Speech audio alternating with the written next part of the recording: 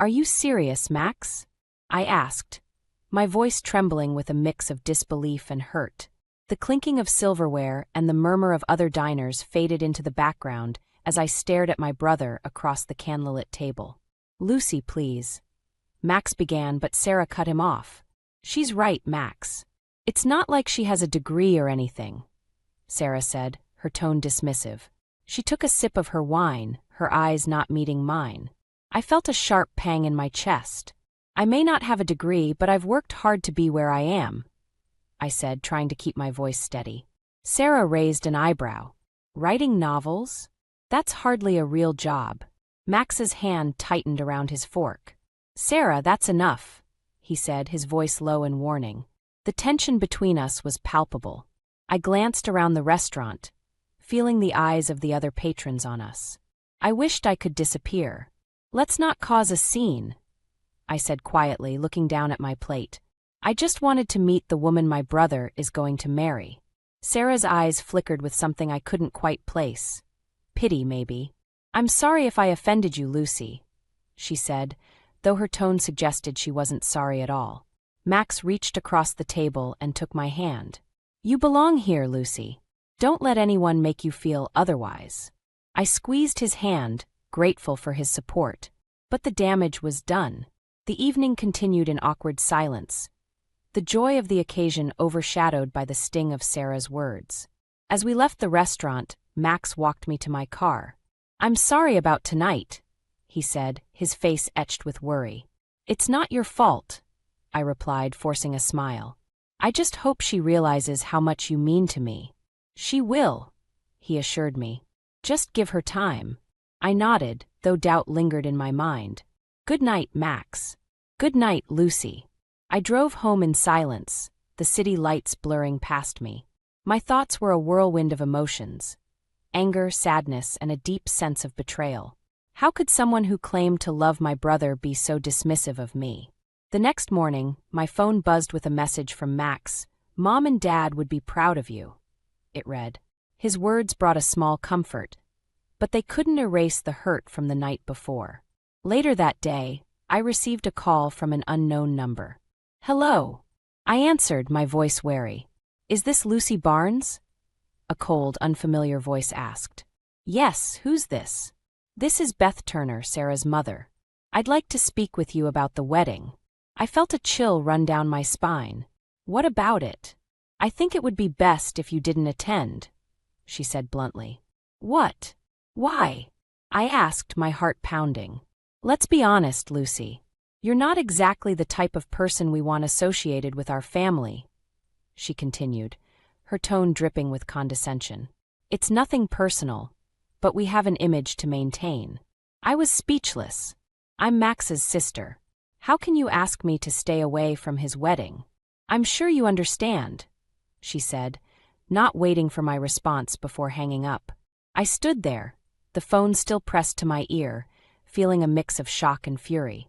How could they treat me like this? I had always been there for Max, and now I was being cast aside like I didn't matter. That evening, I met Max at our favorite coffee shop. Beth called me today, I said, my voice trembling with anger. Max's face darkened. What did she say? She asked me not to attend the wedding, I replied, struggling to keep my composure. What? Max's eyes widened in disbelief. She has no right. She said I'm not the type of person they want associated with their family. I interrupted, my voice breaking. Max reached across the table and took my hand. You're my family, Lucy. You're coming to the wedding, and that's final. I looked into his eyes, seeing the determination there. Thank you, Max. We're in this together, he said firmly. No one can come between us. As I left the coffee shop, I felt a renewed sense of strength.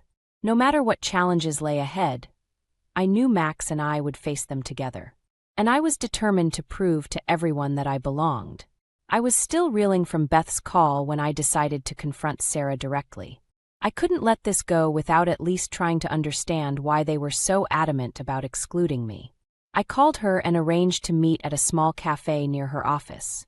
I arrived early, my mind racing with all the things I wanted to say. Sarah walked in, her demeanor as composed as ever. She spotted me and approached the table, her expression unreadable. "Lucy," she greeted curtly as she sat down. "Sarah, I need to understand why your mother is so set on excluding me from the wedding," I said, trying to keep my voice calm. Sarah sighed, looking away for a moment before meeting my eyes. "It's not just about you, Lucy. My parents have certain expectations. They want everything to be perfect. And you think excluding Max's only sister will make everything perfect?" I asked, incredulous. "It's not personal," she insisted. "It's just they have a certain image in mind."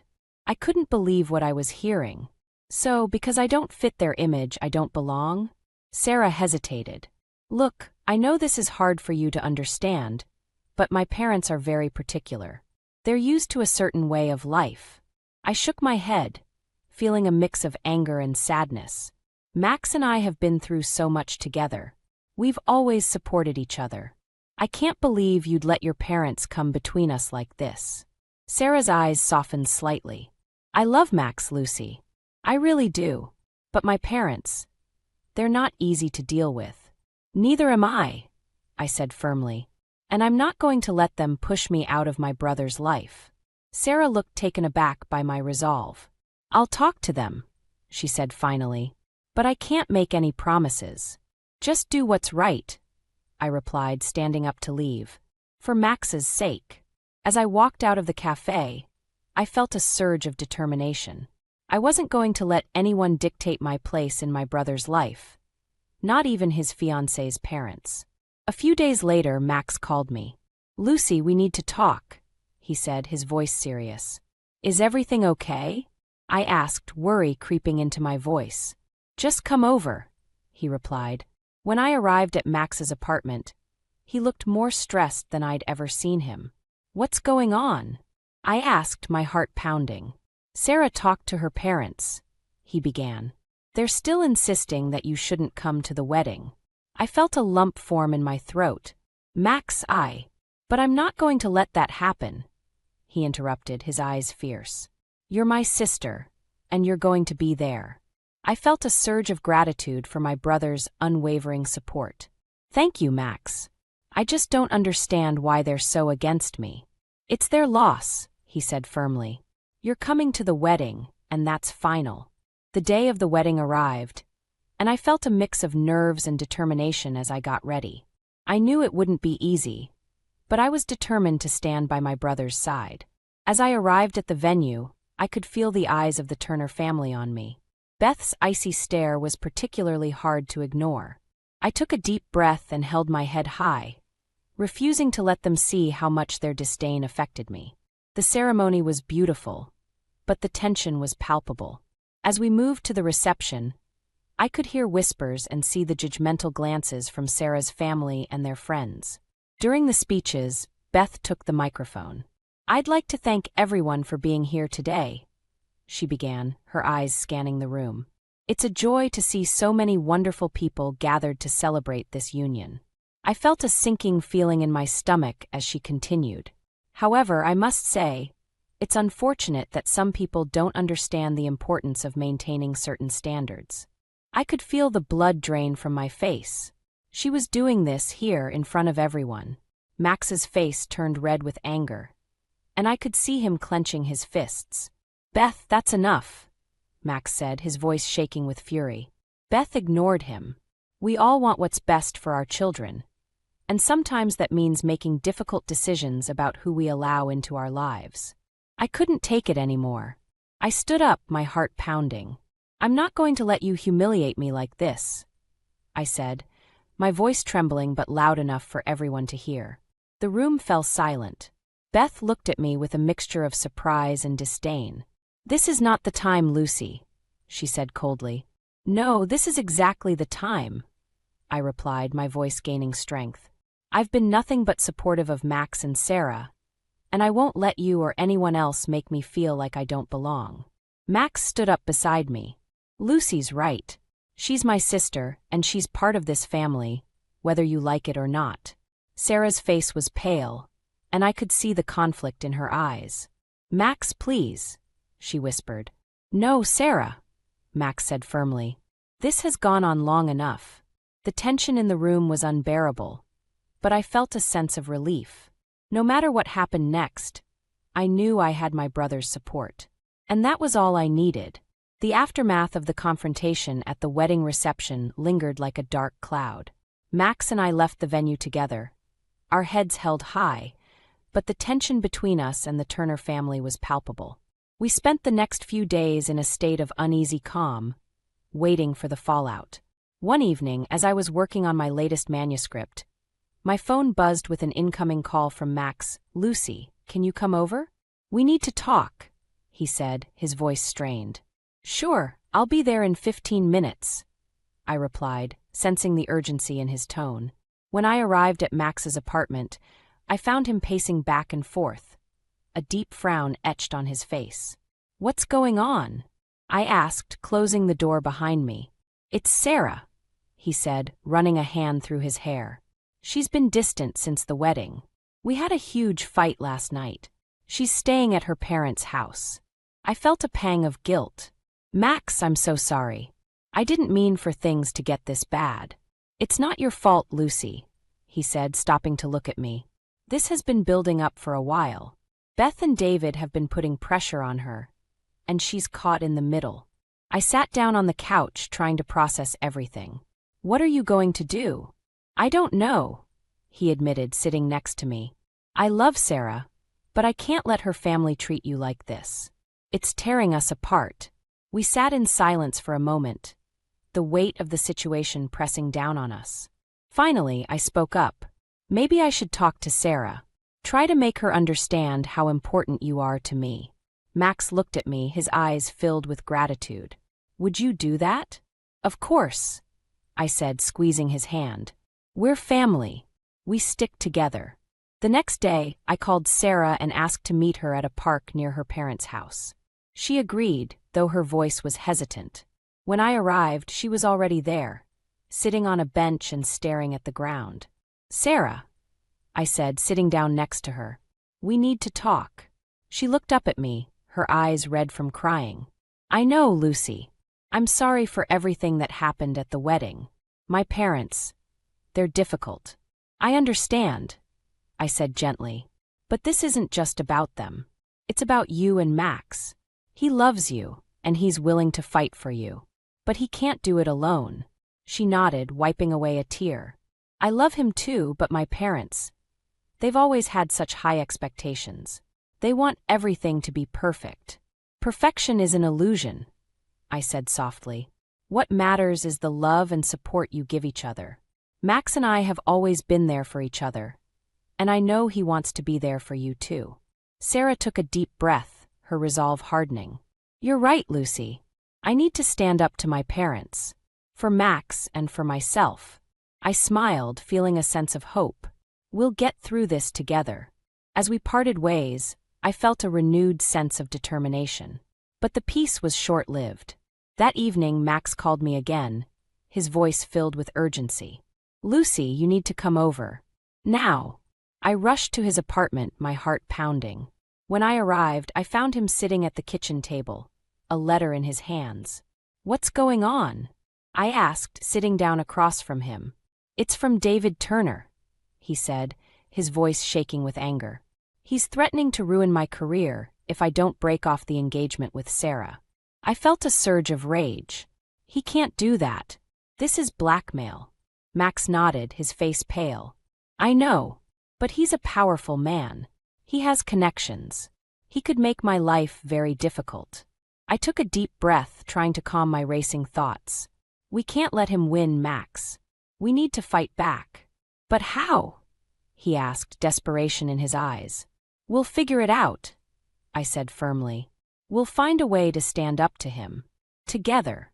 As we sat there, plotting our next move, I knew we were in for a tough battle. But with Max by my side, I was ready to face whatever came our way. The stakes were higher than ever, and the fight for our family's honor had only just begun. The letter from David Turner was a ticking time bomb. Max and I sat in his living room, the weight of the threat hanging over us like a dark cloud. "We need to be smart about this," I said, pacing the room.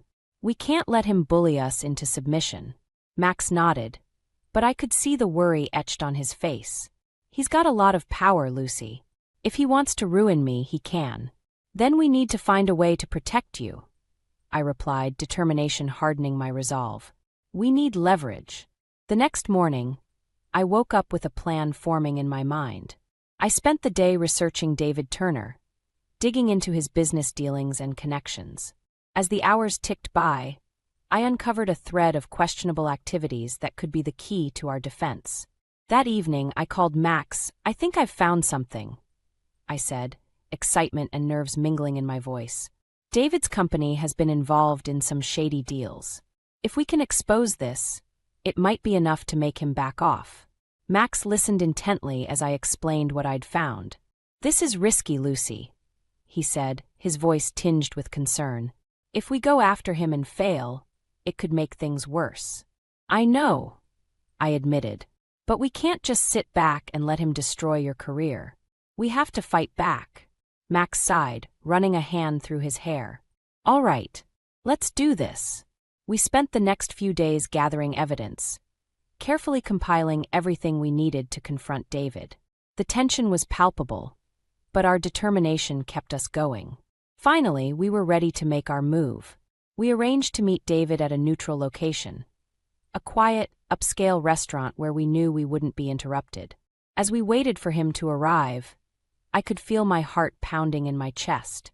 David walked in, his presence commanding the room. He approached our table with a smug smile. Max, Lucy, he greeted, his tone dripping with condescension. What's this about? We need to talk, Max said, his voice steady despite the tension. David sat down, leaning back in his chair. Go on. I took a deep breath and laid out the evidence we'd gathered. We know about your company's illegal activities, David. If you don't back off, we'll go public with this. David's eyes narrowed, his smug expression faltering. You're bluffing. Try us, I challenged, meeting his gaze head-on. We have everything we need to bring you down. For a moment, the tension was unbearable. Then, David's expression shifted to one of cold fury. You think you can threaten me? You have no idea who you're dealing with. We know exactly who we're dealing with, Max said, his voice filled with quiet determination. And we're not afraid of you. David stood up abruptly, his chair scraping against the floor. You'll regret this, he hissed before storming out of the restaurant. As he left, I felt a mixture of relief and apprehension. We'd made our stand, but the battle was far from over. Max and I exchanged a glance, knowing that we'd just crossed a line that couldn't be uncrossed. The next few days were a whirlwind of anxiety and anticipation. We waited for David's next move, knowing that he wouldn't back down easily. Then one evening, Max received a call from his boss. They're launching an internal investigation, he said, his voice shaking. David's pulling strings to get me fired. I felt a surge of anger. We need to go public with our evidence. It's the only way to stop him. Max hesitated. Are you sure? This could get ugly. It's already ugly, I replied firmly. We can't let him win.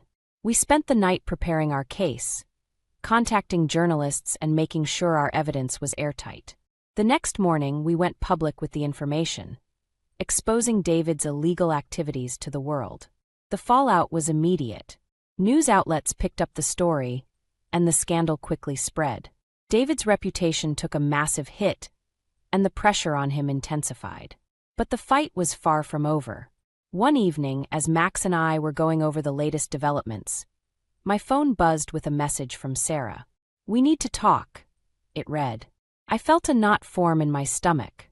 Sarah wants to meet. I told Max, what should I do? Go, he said, his eyes filled with concern. See what she has to say. I agreed, my heart heavy with uncertainty. As I drove to meet Sarah, I couldn't shake the feeling that everything was about to change. When I arrived, she was waiting for me, her expression filled with a mix of sadness and determination. Lucy, she began, her voice trembling. I've made a decision. I braced myself, knowing that whatever she was about to say would have a profound impact on all of us. I sat across from Sarah in the dimly lit cafe, the air thick with tension. Her eyes were red-rimmed, and I could see the toll this whole ordeal had taken on her. She took a deep breath before speaking, her voice barely above a whisper. "Lucy, I can't do this anymore," she said, her eyes welling up with tears. "I love Max, but my family, they won't stop." I felt a surge of anger and frustration. "Sarah, you can't let them control your life. Max loves you, and he's willing to fight for you. But you have to be willing to fight too." She shook her head, tears streaming down her face. "You don't understand. My father, he's relentless. He'll destroy Max's career, and he'll make sure I pay for defying him. Then we have to find another way," I insisted, my voice filled with determination. "We can't let David win." Sarah looked at me, her eyes filled with a mixture of hope and despair. "What can we do? He's too powerful." "We'll figure it out," I said firmly. "But you need to stand by Max. He needs you now more than ever." She nodded slowly, wiping away her tears. "I'll try, Lucy. I promise I'll try." As I left the cafe, I couldn't shake the feeling that we were running out of time. David's threats were growing more intense, and I knew we needed to act fast. I called Max and told him about my conversation with Sarah. "I'm glad she's willing to try," Max said, his voice heavy with exhaustion. "But we need to be prepared for whatever David throws at us next." The next day, the situation took a turn for the worse. Max received a call from his boss, informing him that he was being placed on administrative leave pending an investigation into his conduct. It was clear that David was pulling every string he could to ruin Max's career. "This is it, Lucy," Max said, his voice shaking with anger. "He's going to destroy me." "No, he's not," I replied, my resolve hardening. "We need to go public with everything we have. We need to expose him for who he really is." Max hesitated. "Are you sure? This could get ugly." "It's already ugly," I said firmly. "We can't let him win." We spent the next few days preparing our case, contacting journalists and making sure our evidence was airtight. The tension was palpable, but our determination kept us going. Finally, we were ready to make our move. We held a press conference, presenting our evidence to the media. The room was packed with reporters, their cameras flashing as we laid out the details of David's illegal activities. The scandal quickly spread, and the pressure on David intensified. As the news broke, I received a call from Sarah. "Lucy, my father is furious," she said, her voice trembling. "He's threatening to disown me if I don't break off the engagement with Max." My heart sank. "Sarah, you can't let him control you. You have to stand up to him." "I know," she said, her voice filled with determination. "I'm going to talk to him. I need to make him understand that I won't be bullied anymore." Later that evening, I received another call from Max. "Sarah confronted her father," he said, his voice filled with a mix of hope and worry. "She told him that she's standing by me, no matter what." "That's great news," I said, feeling a surge of relief. "But what did David say?" "He's furious," Max replied. "But Sarah said she's willing to walk away from her family if that's what it takes." I felt a sense of pride for Sarah's bravery. "We'll get through this, Max, together." As the days passed, the fallout from the scandal continued to grow. David's reputation was in tatters, and the pressure on him was mounting. But he wasn't going down without a fight. One evening, as Max and I were going over the latest developments, my phone buzzed with a message from an unknown number. "Meet me at the park. We need to talk," it read. I showed the message to Max, feeling a knot of apprehension in my stomach. "What do you think?" He frowned. "It could be a trap, but it could also be important." "I'll go," I said, my determination outweighing my fear. "We need to know what we're up against." As I arrived at the park, I spotted a figure standing by the fountain. It was Beth Turner. She looked anxious, her eyes darting around nervously. "Beth," I said, approaching her cautiously, "why did you want to meet?" She took a deep breath, her voice trembling. "Lucy, I need your help. David is out of control. He's planning something big, something that could ruin all of us. My heart raced as I listened to her. What do you mean? He's going to take drastic measures to silence you and Max, she said, her eyes filled with fear.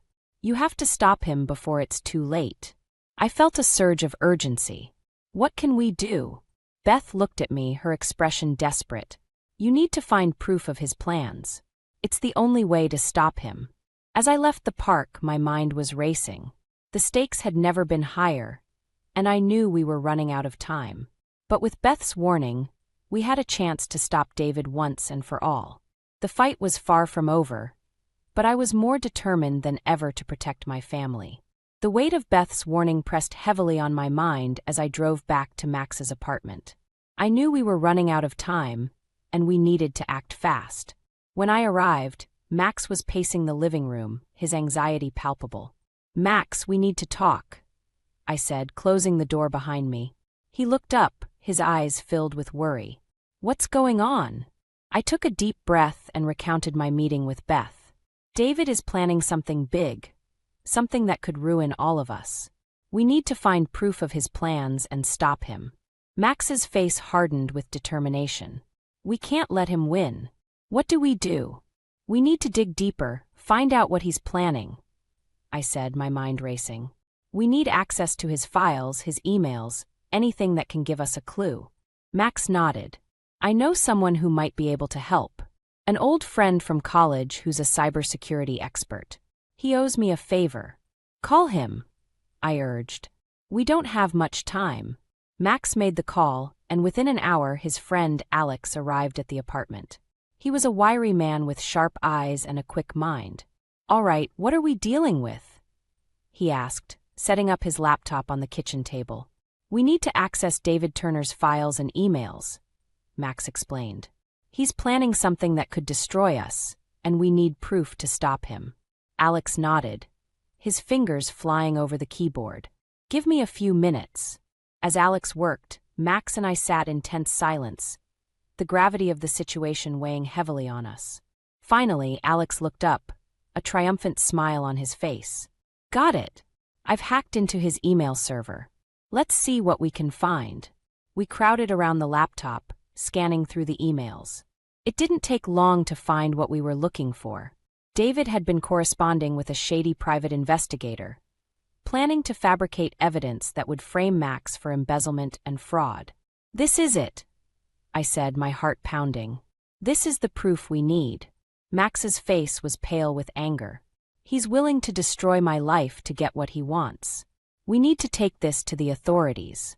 We need to be careful, Alex warned. David has a lot of connections. We need to make sure we have enough evidence to bring him down for good. We spent the next few hours gathering everything we could find, compiling a comprehensive dossier on David's illegal activities. As dawn broke, we knew we had enough to make our move. Max and I went to the police, presenting our evidence to a detective who specialized in white-collar crime. He listened intently, his expression growing graver with each passing minute. This is serious, he said finally. We'll need to launch a full investigation. But I can't guarantee immediate action. David Turner is a powerful man. We understand, Max said, his voice filled with determination. But we can't let him get away with this. The detective nodded. We'll do everything we can, but be prepared for a fight. As we left the police station, I felt a mixture of relief and apprehension. We'd taken a major step, but the battle was far from over. We returned to Max's apartment, exhausted but resolute. Later that evening, Sarah called. Lucy, I confronted my father, she said, her voice trembling. He's furious, but I told him I'm standing by Max no matter what. I felt a surge of pride for Sarah's bravery. We've taken the evidence to the police. They're launching an investigation. That's good news, she said, relief evident in her voice. But my father won't go down without a fight. We know, I replied, but we're ready for him. As the days passed, the investigation into David's activities gained momentum. The media picked up the story, and the pressure on him intensified. But David wasn't backing down. He launched a counterattack, using his connections to discredit Max and me, spreading lies and misinformation. One evening, as Max and I were reviewing the latest developments, my phone buzzed with a message from an unknown number. "This isn't over. You'll regret crossing me," it read. I showed the message to Max, my heart pounding. "He's not giving up." "We can't either," Max said, his eyes filled with determination. "We're in this together." But the pressure was taking its toll. Max's job was hanging by a thread, and the constant stress was wearing us down. I knew we were reaching a breaking point, and something had to give. One night, as I sat alone in my apartment, I received a call from Alex. "Lucy, I found something," he said, his voice urgent. "David's planning to flee the country. He's booked a flight for tomorrow morning." My heart raced. "We need to stop him. We need to act fast," Alex said. "I'll meet you at the airport." I called Max and told him the news. "We have to go now," I said, my voice filled with urgency. "This is our last chance."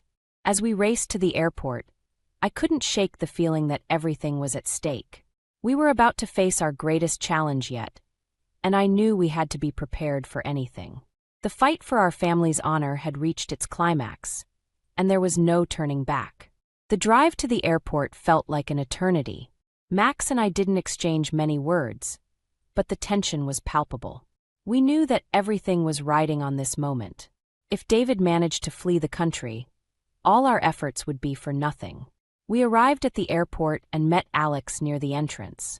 "He's booked on a flight to Zurich," Alex said, his voice urgent. "We need to get to him before he boards." We rushed through the bustling terminal, weaving through crowds of travelers. My heart pounded in my chest as we approached the security checkpoint. I scanned the area, searching for any sign of David. "There he is," Max whispered, pointing toward a man in a dark suit standing near the gate. It was David, and he looked as calm and composed as ever. We approached him cautiously, and as he turned to see us, his expression shifted from surprise to cold fury. "What are you doing here?" he spat, his eyes narrowing. "We're here to stop you," I said, my voice steady despite the fear gnawing at me. "You're not going to get away with this." David sneered. "You think you can stop me? You have no idea who you're dealing with." "Actually, we do," Max said, stepping forward. "We've exposed your illegal activities. The authorities are already investigating you." David's face contorted with rage. "You've made a grave mistake. You'll regret this." Before he could react, airport security approached us, alerted by the commotion. "Is there a problem here?" one of the officers asked, eyeing David suspiciously. "Yes," I said quickly. "This man is attempting to flee the country to avoid prosecution. We have evidence of his crimes." The officers exchanged glances before turning their attention to David. "Sir, we need you to come with us," one of them said, reaching for his arm. David pulled away, his eyes blazing with anger. "You can't do this. I have rights." "Sir, please cooperate," the officer insisted, his grip tightening on David's arm. As David was escorted away, I felt a wave of relief wash over me. We had done it. We had stopped him. But the fight wasn't over yet. We still needed to ensure that justice was served. Back at Max's apartment, we gathered around the kitchen table, exhausted but determined. "We need to make sure the authorities have everything they need to prosecute him," I said, my mind racing. "We've already given them the evidence," Max replied, his voice filled with hope. "Now it's up to them." As the days passed, the investigation into David's activities gained momentum. The media continued to cover the story, and the pressure on him intensified. But the stress was taking its toll on all of us. One evening, as I was working on my latest manuscript, my phone buzzed with a call from Sarah. "Lucy, I need to talk to you," she said, her voice trembling. "What's wrong?" I asked, my heart sinking. "It's my mother," Sarah replied. "She's refusing to cooperate with the investigation. She's trying to protect my father." I felt a surge of frustration. "We can't let her do that. We need her testimony to strengthen our case." "I know," Sarah said, her voice filled with determination. "I'm going to talk to her. I need to make her understand that this is the right thing to do." Be careful, I warned. Your father won't go down without a fight. The next day, Sarah called me again. I talked to my mother, she said, her voice filled with a mix of hope and anxiety. She's agreed to cooperate with the investigation. She's willing to testify against my father. That's great news, I said, feeling a sense of relief. This could be the key to bringing him down. As the investigation continued, the pressure on David grew. He was eventually arrested and charged with multiple counts of fraud and embezzlement. The trial was set to begin, and we knew that our fight was nearing its climax. But the stress and tension were taking their toll on all of us. Max's job was still hanging by a thread, and the constant media scrutiny was overwhelming. One evening, as we sat in his apartment, Max turned to me, his eyes filled with exhaustion. "Lucy, I don't know how much more of this I can take," he said, his voice breaking. "It feels like we're fighting a losing battle." "We're not losing," I said firmly, taking his hand. "We've come too far to give up now. We're going to see this through to the end." As the trial date approached, the pressure continued to mount. But we knew that we had to stay strong. Everything was at stake, and we couldn't afford to falter now. The night before the trial, I sat alone in my apartment, my mind racing with thoughts of everything we had been through. I knew that the fight was far from over, but I also knew that we had the strength and determination to see it through. As I prepared for the final battle, I felt a sense of resolve wash over me. We had come too far to give up now. The fight for our family's honor was reaching its climax, and I was ready to face whatever challenges lay ahead. The courtroom was packed, the air thick with anticipation. The trial of David Turner had drawn significant media attention, and every seat was filled with reporters, spectators, and supporters. Max, Sarah, and I sat together, our nerves on edge as we waited for the proceedings to begin. David entered the courtroom, flanked by his high-powered legal team. He looked defiant, his eyes scanning the room with contempt. But I could see the cracks in his facade. The pressure was getting to him.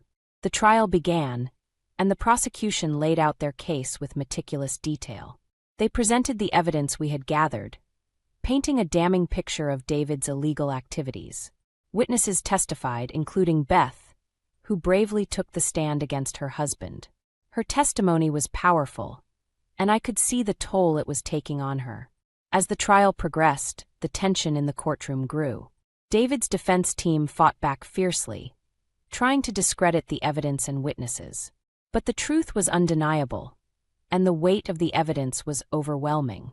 Finally, it was time for the closing arguments. The prosecution delivered a compelling summary, urging the jury to hold David accountable for his crimes. The defense made their final plea, but it was clear that their case was crumbling. The jury deliberated for what felt like an eternity. We waited in the courthouse, the minutes stretching into hours.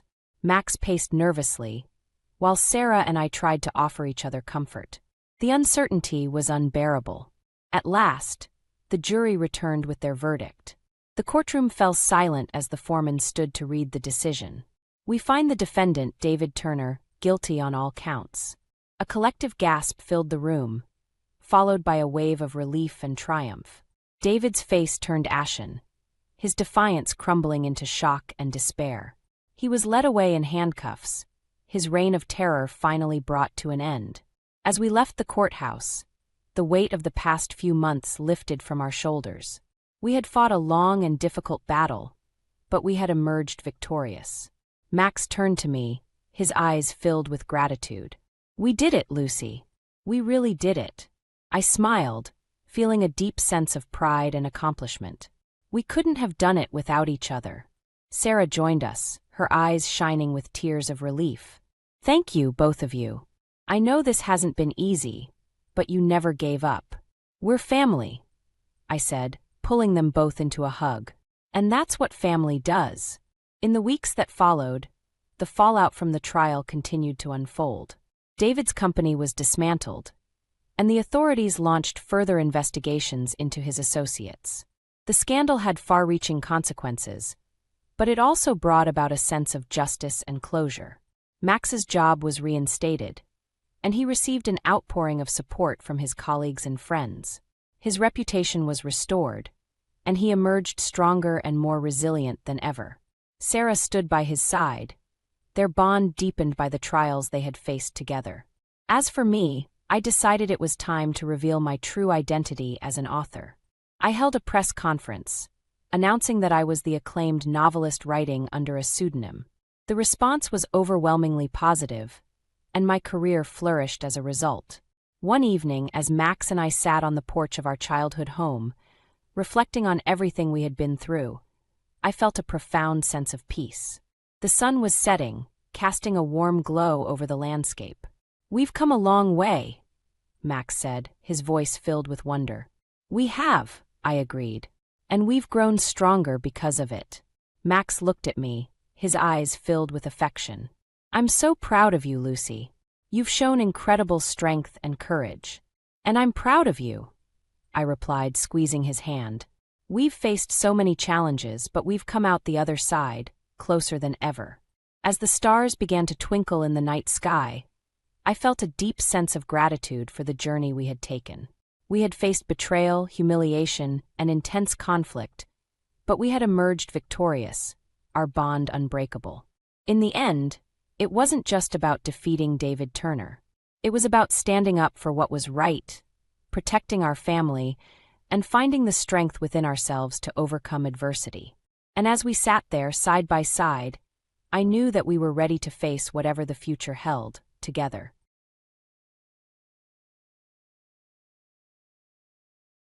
What is this cafeteria woman trying to say?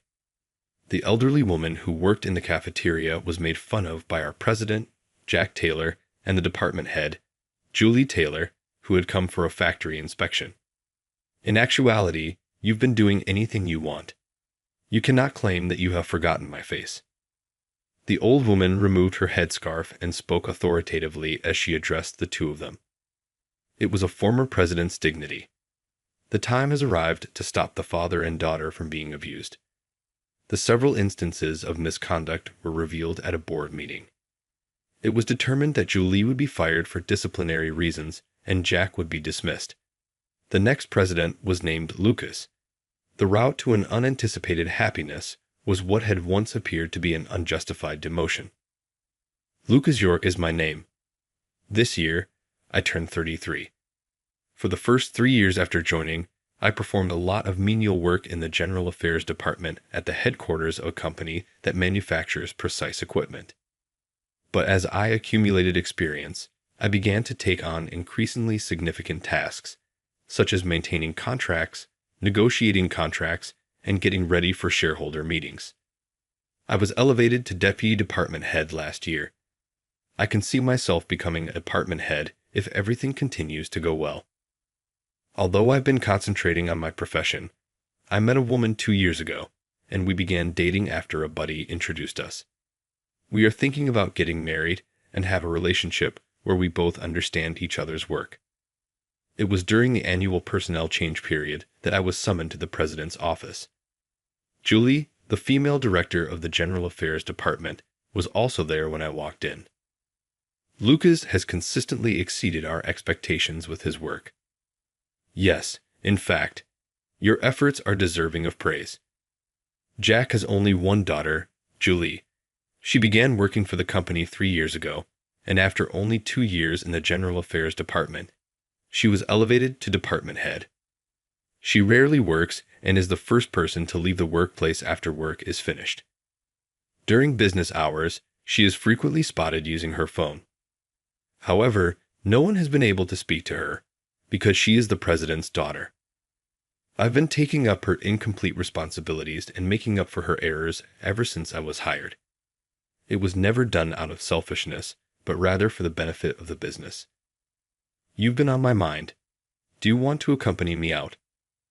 I assumed I was being brought in to talk about my job. I was taken aback by the abrupt admission, so I was careful to say no. I'm really sorry, but I have an important girlfriend. Julie's gaze, which had been filled with smiles only minutes before, now became icy. Are you even aware of my identity? I am the daughter of the president. Your future as president is assured if you wed me. I believe promotions should be earned through merit." After these words, Julie stormed out of the room in a fit of rage. Jack lightly nodded his head toward me, signaling me to leave. At that time, I had no idea that this would be the turning point of my fate. From that day on, Julie completely changed her attitude and began treating me coldly. However, my daily life in the General Affairs Department remained as busy as ever. Despite the overt harassment from Julie, I had no choice but to quietly get through my work. Julie began pointing out even the smallest mistakes I made and scolding me loudly. "Lucas, the date on this contract is 1 day off. Do you plan on ruining the company's reputation with such a basic mistake?" It had been my responsibility to manage contracts since my early days as a new hire, but suddenly, I was ordered to review all the contracts with a strict deadline. The extra work added to my regular duties stretched well into the night. "Julie, I finished reviewing the contracts." "Well, that's late. It's already past closing time. Why did it take you so long?" The window outside was already dark, and the lights in the department were barely on. "And this checklist. Why aren't you using the format I specified? Do it all over again." "But Julie, this is the format you approved yesterday." "What? I don't remember approving that. Are you calling me a liar?" Realizing that excuses wouldn't work, I silently took the materials back. The next day, I was up all night working again, but Julie was still dissatisfied. "This is totally unacceptable. Come in first thing tomorrow morning and redo it." Once again, I ended up staying late at the office. With my late hours at work, I had to cancel plans with my girlfriend multiple times. "I'm sorry. Looks like I'll be working late again today." "It's okay. Hey, just focus on your work." I could sense the loneliness behind her kind words, but for now, I had no choice but to focus on my work. One day, I was put in charge of preparing for the contract renewal with a major client. I carefully prepared the documents, drawing on my past experience. This is an insult to the client. The documents were thrown onto my desk. "I can't trust you with this contract renewal. I'll handle it directly. Hand over all the documents." "Julie, I've been in charge of this project up until now. Honestly, you're not cut out for this. I've already discussed it with the president." In the end, the long-time projects I had been handling were taken away from me, and instead, I was burdened with the department's menial tasks: copying, sorting documents, even fetching tea. Despite my position as deputy department head, I was treated worse than a new hire. And then came the final blow, a sudden summons. When I entered the president's office, both Jack and Julie were waiting for me with stern expressions. "I called you in because I need to talk to you. Recently, there was a harassment complaint." "Harassment?" "A female employee claimed that you touched her inappropriately." "There's no way I would do something like that." I was speechless at this completely baseless accusation. "There's evidence. The security cameras clearly show it." "That's not possible." "We have irrefutable proof. There's no way to talk your way out of this. Normally, this would lead to immediate dismissal, but considering your long years of service, we'll give you a lighter penalty. Starting tomorrow, you'll be transferred to the factory in the east." I was told of the sudden demotion with no chance to protest. Later, I would find out that this false accusation was orchestrated by Julie. The security camera footage was also fabricated by her. "Lucas, next time, make a wiser decision. Turning me down was foolish."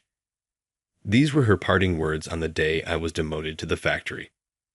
Anger welled up inside me at this unfair treatment, but I knew that getting emotional wouldn't change anything. I clenched my fists and silently accepted the demotion. 2 weeks had passed since I was transferred to the factory. The work I was assigned was mostly simple office tasks, but I tried to find meaning in it. "Are you the new guy? What's your name?" It was around this time that I was approached by an elderly woman in the cafeteria. She must have been quite old, but she was so lively that calling her grandma felt unnatural. I don't know who started calling her that, but her name was Nancy, and everyone referred to her as Mom. My name's Lucas. I was assigned here today. Lucas, you've got to eat a lot, okay? Young guys like you need energy. With that, she served me a large helping of food. While working efficiently, Nancy always greeted the employees with a warm smile. The main tasks in the factory office were answering phones, ordering supplies, entering data, and managing documents. All simpler than the work I did at headquarters, but I understood they played an important role in supporting the factory's production lines. How's the work going? It's a bit of a rural place, but it's a nice one, right? Every day at the cafeteria, Nancy would casually chat with me. Her kindness made me gradually open up. 2 months after being demoted, a new employee was assigned to take over for a woman going on maternity leave. My name is Lily. It's a pleasure to meet you. Lily, who greeted me with a soft demeanor, seemed like a truly wonderful person from the start. Lily asked me to show her around the factory, and I agreed to take her on a tour. This is amazing. Little parts are being assembled one after another, turning into a finished product. Lily's eyes sparkled as she watched the conveyor belt in the work area. Do you like factories? Yes, watching small parts come together to form a big product is really exciting. Her pure passion made me rethink my approach to work. I had started to find new meaning in the simple tasks I once thought of as mundane. You've been looking a lot better lately.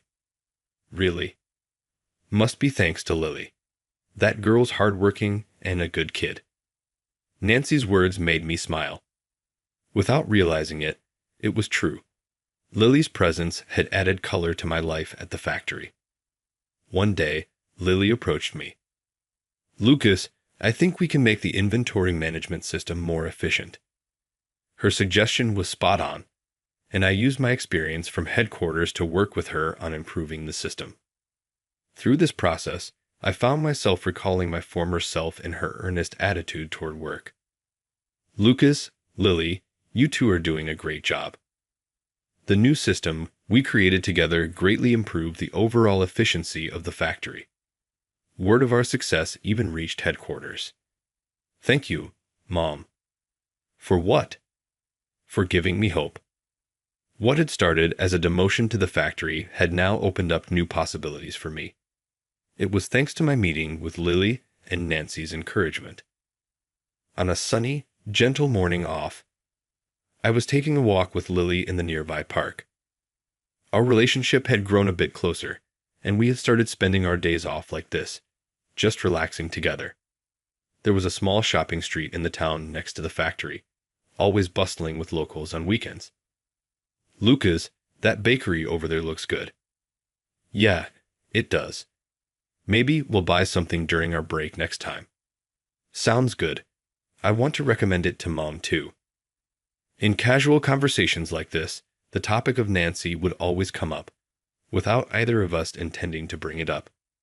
That's how important Nancy was to both of us. Life at the factory was fulfilling.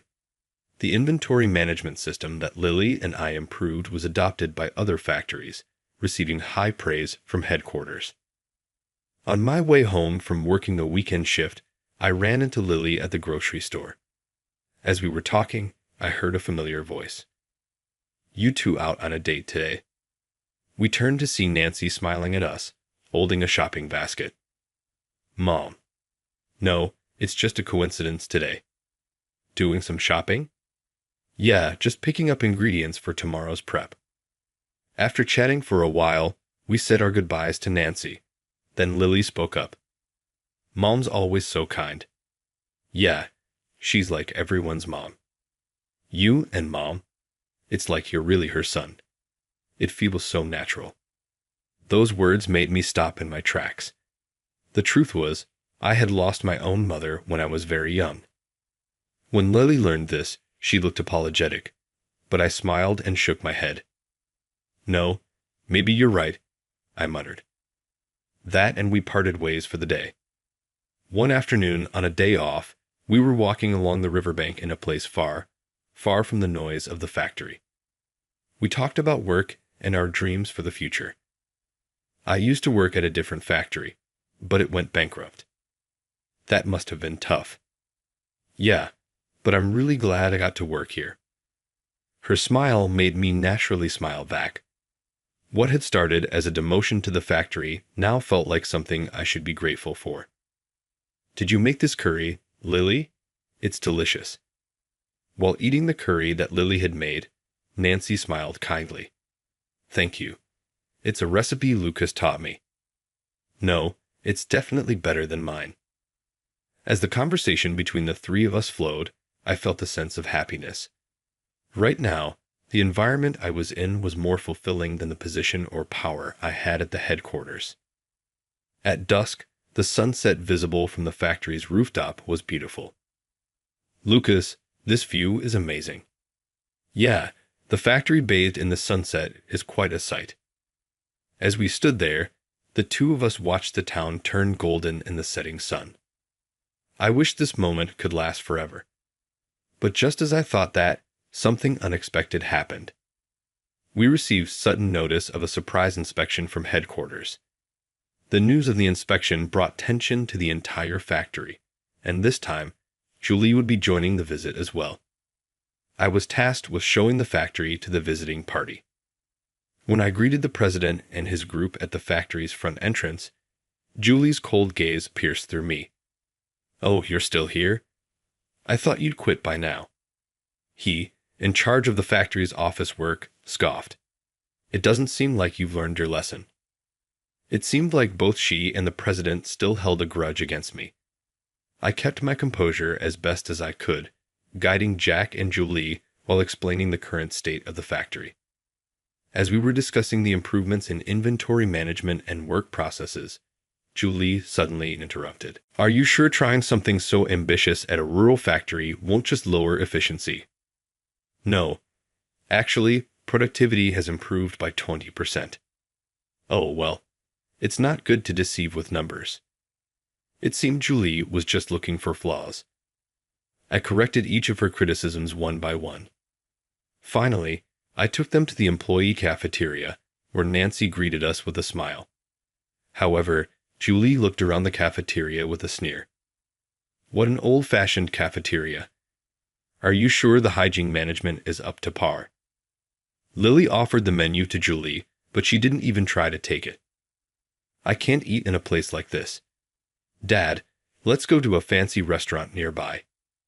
Yeah, the food here probably doesn't suit our tastes. The employees, taken aback by Jack and Julie's rude behavior, couldn't hide their discomfort. Without caring about the atmosphere, the two of them quickly left the cafeteria. As they were about to leave, Julie whispered in my ear, "Even though you were demoted because of harassment, should I let everyone know your true nature?" She then stopped in front of Lily and gave her a look from head to toe. Are you a new employee? You better be careful. This guy has a habit of making advances on women. Lucas isn't like that. Oh, have you already been tamed? How pitiful. Julie laughed loudly, and Jack covered his mouth, trying to hold back his own laughter. The two of them left the factory. Left behind in the heavy atmosphere, we silently returned to our work. That evening, I was called to the factory manager's office. There's been a directive from headquarters. We need to revert the inventory management system to the previous method. But the efficiency is clearly better. I'm sorry, but this is an order from above. Julie's cruel treatment didn't end there. For the reason that the factory's expenses were higher than necessary, the budget was drastically cut. Additionally, due to an unfair performance evaluation, the factory employees' bonuses were also reduced. Lucas, don't worry about it. But this happened because of me. I'm so sorry for causing trouble for everyone. This isn't your fault. That father and daughter haven't changed a bit. Nancy's words seemed to carry some deeper meaning, but at the time, I just took them as words of comfort. A week after Julie's inspection, we received new instructions from headquarters. A team would be sent to scrutinize the factory's operations, and Julie was appointed as the person in charge. On the first day of the audit, Julie demanded a large number of documents. I need the past 3 years' worth of expense reports, inventory management tables, and work logs. All of them. Oh, okay. I'll get them ready. I need them first thing tomorrow morning, and make sure you include detailed explanations for each one. Her requests seemed impossible, but with Lily's help, we stayed up all night preparing the materials. However, when we submitted the documents, they were all sent back. This is completely unclear. You need to make it more understandable. But Julie, if we add more details... Oh, the new employee is speaking up. I'll find you a more appropriate job. From that day on, Lily was assigned to inventory checks in the warehouse. Working in the uncooled warehouse with heavy labor was too much for someone in her office job. Lily, let me take over. No, it's okay. This is part of the job. As I watched Lily working hard, wiping away sweat, my chest tightened. I needed to help Lily, I thought, but I couldn't come up with a good way to do it. In the meantime, Julie presented even more demands. She ordered that all factory supplies be re-inspected and that the usage history and future usage plans be submitted by the day after tomorrow. Julie, this deadline is... Can't you do it? Then I'll have no choice but to report to headquarters that there are problems with the factory's management system. With Julie's unyielding attitude, I had no choice but to continue working in silence. Around that time, unsettling rumors began to spread among the factory workers. There was talk that the factory might be shut down. Lucas, you need to be careful. Don't overdo it. I'm fine. I'll manage somehow. Lily, you should rest too. But neither of them had any time to rest. Julie's demands increased day by day. I wonder if this factory is really necessary. It's such a waste of labor costs. Her words seemed to hint at the possibility of the factory being shut down. The employees' anxiety only grew. Amidst this, a new blow came. Dad, isn't it dangerous to leave a habitual harassment offender in the factory? Yeah, we should move Lucas to another place. The suggestion of further demotion made me feel hopeless. But just then, Nancy stood up. What do you think you're doing? Oh? Are you the cafeteria lady trying to say something? It looks like you've been doing whatever you want. Her voice had a level of authority I had never heard before. Nancy took off her apron and turned to face Julie. I won't let you forget my face. In that moment, Julie's face turned pale. Jack also had a look on his face as if he had seen a ghost. A tense atmosphere filled the cafeteria. Nancy's voice was clear, different from usual. I made the mistake of trusting you, the former executive, and handing over the president's position. No. Why are you here? Jack's face was ashen, and he was trembling. Ignoring Jack, Nancy turned back to face Julie. You've certainly been doing whatever you want, haven't you? I've received a report from someone trustworthy at headquarters who's investigated you. What do you mean? Dad, say something. Julie seemed unable to grasp the situation, shaking Jack's shoulder, but Jack remained silent, sweating profusely. Nancy, having removed her bandage, stood with an air of authority. The factory manager rushed over. I'm so sorry. I was told to keep quiet about this matter, even to you, the former president. Former president? Those words caused a stir in the cafeteria. I couldn't follow the conversation unfolding in front of me. Nancy was the former president? I can't believe it. While I was still processing this, the conversation kept moving forward. I'm calling a board meeting tomorrow at headquarters. You? I don't know who you think you are. Former president or whatever, but you don't have the authority to do that. Julie seemed desperate to regain control of the situation, but Nancy remained completely unshaken. The title of chairman is there for moments like this. With those words, Nancy pulled out a stack of documents. The documents contained evidence of Jack and Julie's wrongdoing, pressure on human resources, improper budget allocations, creating false harassment accusations. I have all the evidence. You've tormented the factory workers, driven out capable employees, and tried to make things go your way. Using the company for personal gain is something that will never be tolerated. Wait, please. Let's talk this over. It's too late. Letting you two run the company was my mistake. In front of the suddenly revealed former president, the president and his daughter stood there, powerless. Lucas, I'm sorry. I didn't mean to drag you into this. No, I'm just surprised. I didn't know you were the former president, and I've been talking to you like we were friends. I'm just the cafeteria mom. But thanks to that, I've seen the true nature of this company. I've also come to understand the feelings of the people working at this factory. Nancy smiled gently and gave me a light pat on the shoulder. The next day, an emergency board meeting was held under Nancy's command. The misconduct of Jack and Julie was revealed one by one. This company stands because of the efforts of each and every employee. A management that tramples on that is not needed. The board members couldn't go against Nancy's authority. By resolution, we've decided to dismiss Jack and dismiss Julie for misconduct. The downfall of the president and his daughter was decided in an instant. And for the new president, I would like to nominate Lucas. The sudden nomination left me at a loss for words. I believe you're the one who can lead this company in the right direction. Knowing the history, the board members had no objections. In fact, there seemed to be growing expectations for the new leadership.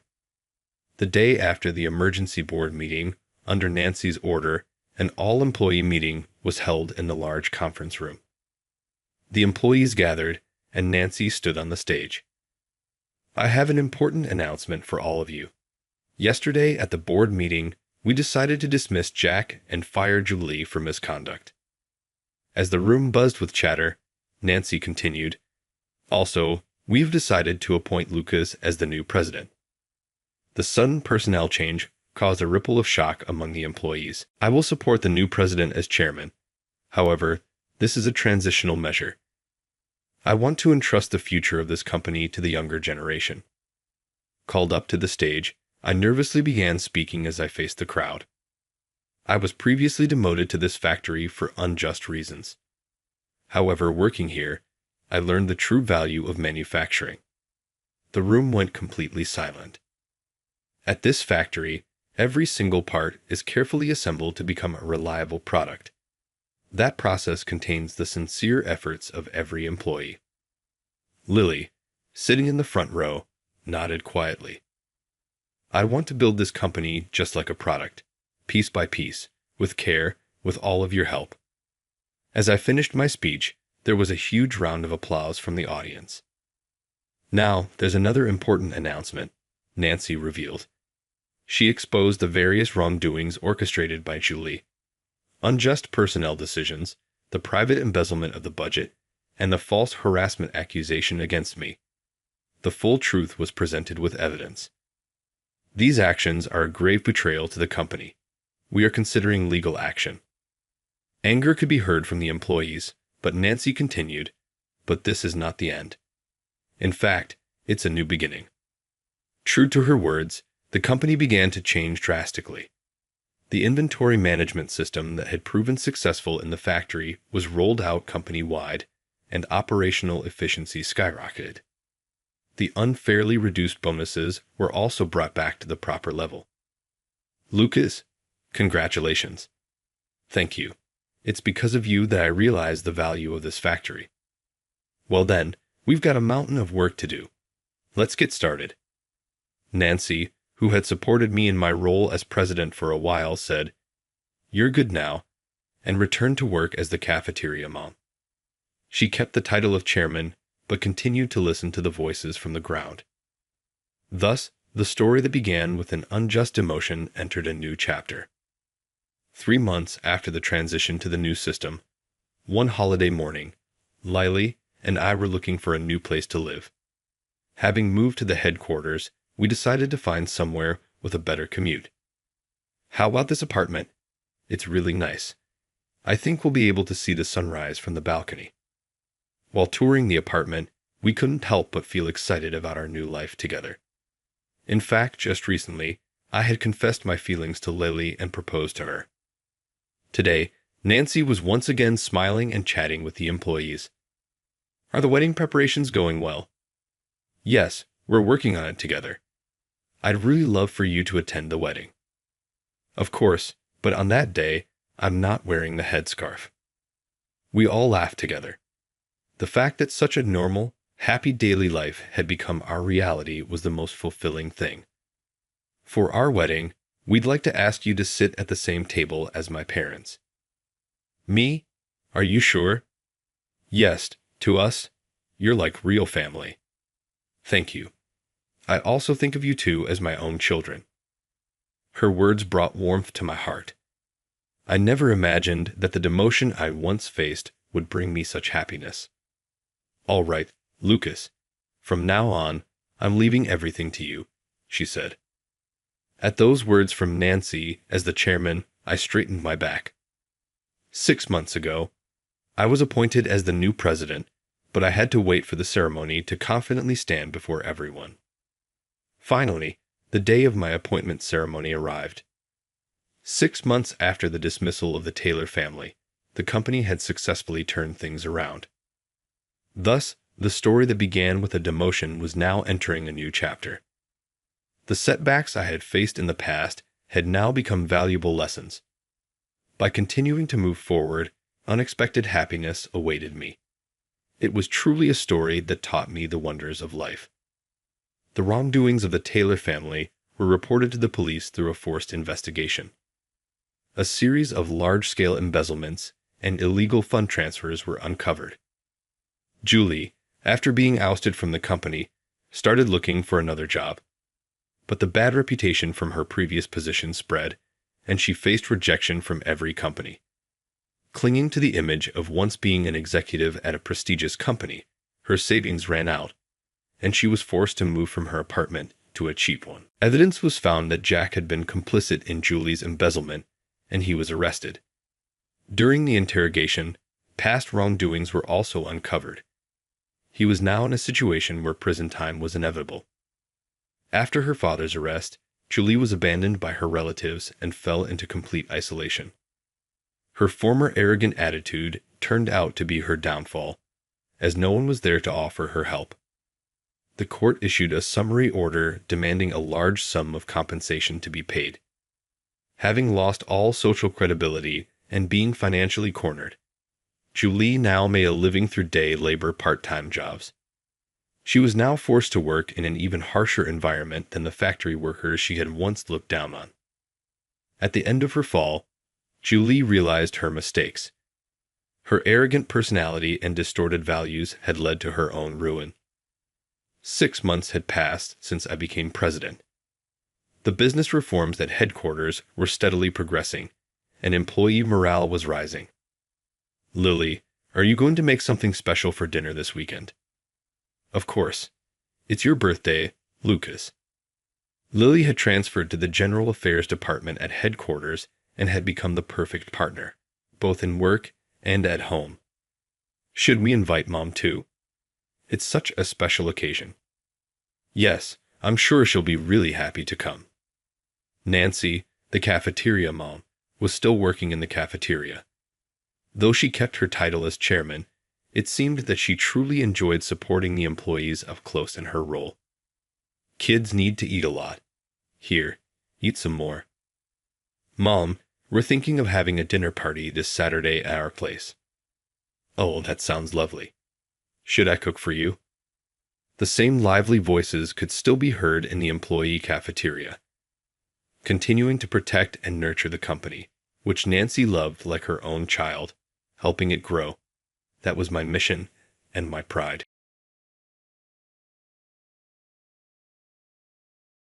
You're done, John. By the end of the month, turn in your resignation.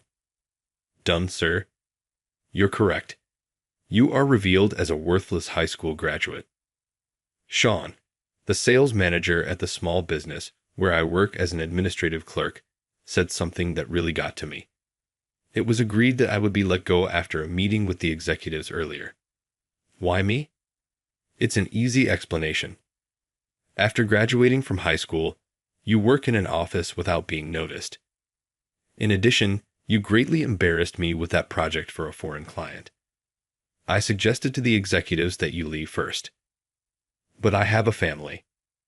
Sean laughed smugly and appeared to enjoy himself more the more I panicked. And get your stuff packed up already. When my shift was over, I hurried out of the office. A voice spoke up behind me as I was wandering about, unsure of how to tell my family the news. Excuse me, are you from that company? Well, yes, I am. When I turned back, a lovely blonde woman with an aura of refinement approached me. Her subsequent remarks would permanently alter my life. John Thomas is my name. I work as an administrative clerk for a small company and am 42 years old. I live with my wife, Ashley, and our daughter, Nancy, who is in the 3rd grade. The salespeople are chatting among themselves as I sit at my desk in a corner of the building, typing on my computer, surrounded by stacks of documents. I always feel a little uncomfortable around them. Charles, one of my coworkers, came smiling at me. Hey John, still keeping things low-key. The peace is maintained by keeping it low-key. Staying undetected is the best way. Dude, you need to put yourself out there. Come on. I've heard that you're in charge of planning the upcoming workplace party. Charles's informal tone caused me to sigh softly. Yeah, Sean asked me to take care of it. In response, Charles grimaced. Sean is constantly harsh with you. He talks a lot about concentrating on sales figures with us, but he never takes any concrete action. Let's go get some beers and talk about it later. Charles returned to his desk a few minutes later, but Sean entered the office through the open door. Every employee instantly stood up and pretended to be busy. The company's previous boss, who retired at age 60, had been replaced by Sean as the sales manager. He's apparently one of the executive's nephews. Sean walked over to my desk and stared at me icily. Hey John, did you finish that report? Yes, here it is. I handed him the document, and he flipped through it absently. Are you still engaged in dull work? Even a high school graduate, I suppose, can manage this kind of situation. As Sean went on, silence descended on the room. Anyway, just be sure to continue helping the sales team. Keep to the grunt work, okay. Without a word, I nodded. I genuinely thought at the time that if I just maintained working hard, my life would be steady, even in spite of Sean's mocking comments. I was having coffee conversations with my colleagues' clerks over the lunch break. The atmosphere became strained when my colleague Mark raised the subject of layoffs. Sean seems to be selecting individuals for layoffs. They claim that poor sales performance is to blame. I heard office staff like us are the first targets. Though I tried to ignore the conversation, unease crept into my thoughts. I knew there was talk of large-scale layoffs, but I figured my steady work ethic would keep me safe. The next day, when I arrived at work, Sean was already at his desk flipping through papers. Even though it was a bit early, he wasted no time calling out to me. Hey John, come here for a sec. I barely had time to set my bag down before walking over to Sean's desk. The sales department's files are a mess. Organize them. Isn't that something human resources handles? What? Who cares about human resources? A high school grad like you doesn't get to complain. Suppressing my frustration, I replied simply, got it. There was no point in arguing. It would just make things worse. I started sorting through the files one by one. Watching me, Sean let out a satisfied grunt.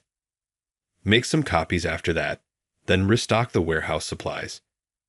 I kept my face neutral, inwardly thinking, yeah, whatever. By the time I finished the menial tasks Sean had assigned me, it was almost the end of the afternoon meeting. Sean, who had been attending the meeting, returned to the office carrying several thick files in his arms. "John, make 100 copies of all these." 100 copies. That's right. Oh, and the shredder's jammed. Go fix that too. When I replied, "Understood," Sean smirked and added more instructions with a sly grin. "And by the way, you're organizing this month's sales department party. Make sure you book a venue." Again? I mean, wasn't I already in charge of this weekend's party too? You can't do much else, so you should be grateful for the honor. Cut me some slack. This is the third time this month. Though I wanted to voice my frustration, I held back. I nodded slightly to show my agreement.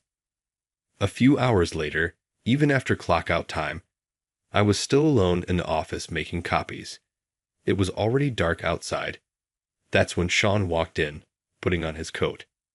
"Hey John, still working?" "Sorry, sir. It'll take just a little longer." When I said that, Sean's eyes narrowed sharply. "What? You're not putting this on overtime, are you?" "No, of course not." "Good. See you then." With a satisfied nod, Sean left the office.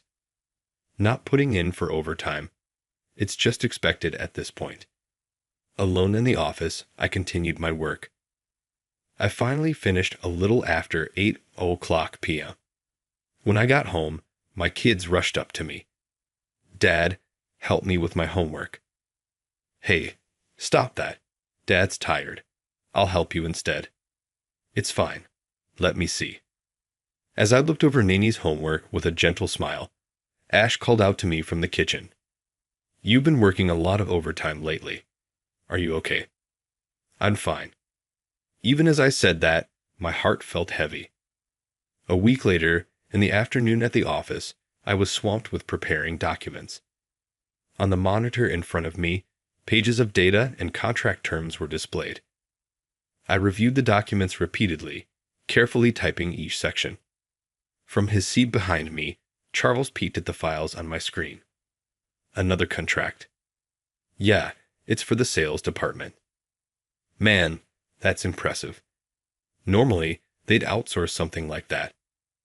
Apparently, it's to save costs. Still so diligent. I'd never do that if I were you. Charles shrugged with a grin, and I chuckled lightly in return. Well, it's part of the job. Even as I said it, something felt off deep down.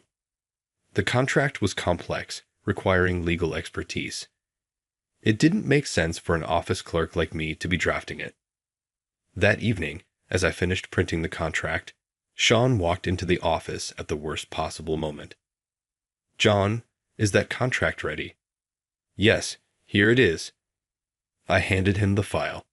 Sean skimmed through it and sneered. "Not bad for a high school graduate." "Thank you."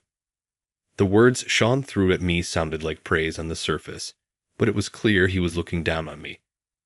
I brushed it off as usual, but then Sean's eyes glinted sharply. "All right, I'll pass this off as a draft proposal I made."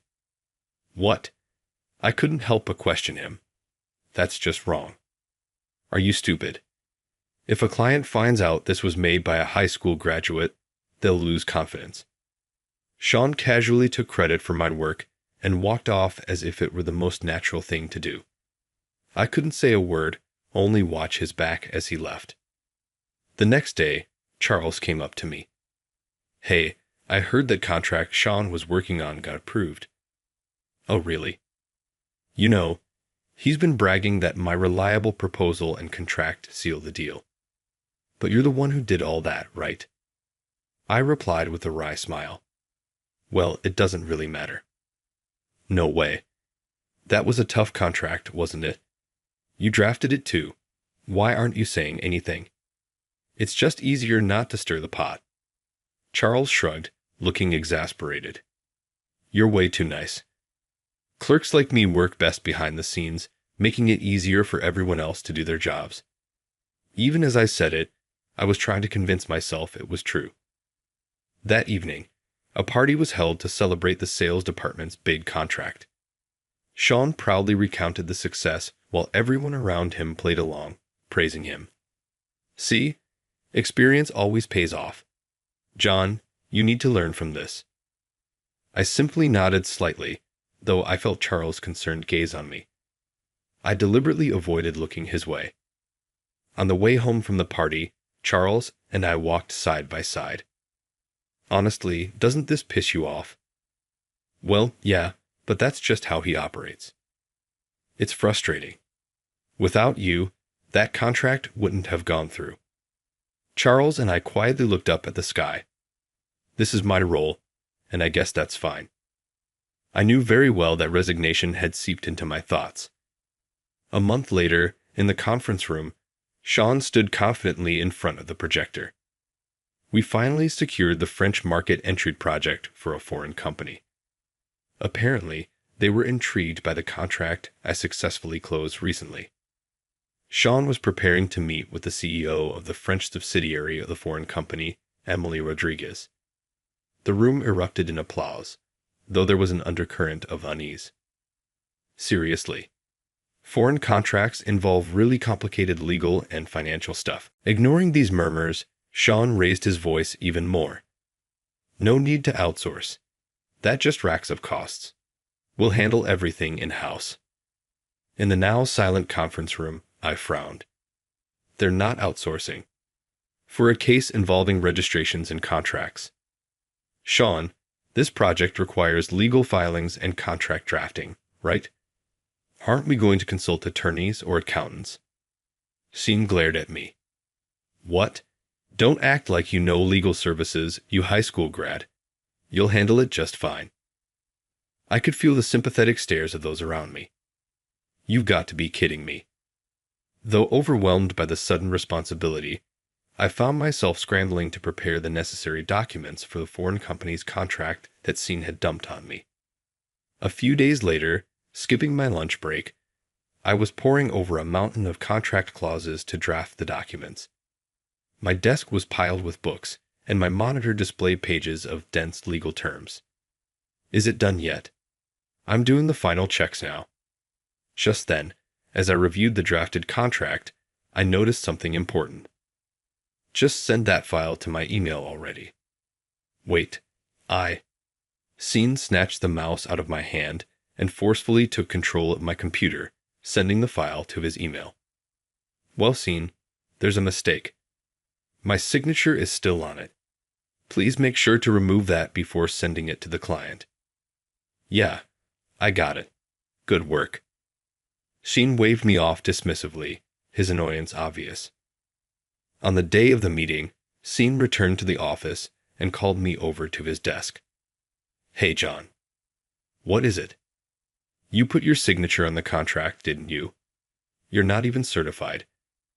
I was humiliated out there.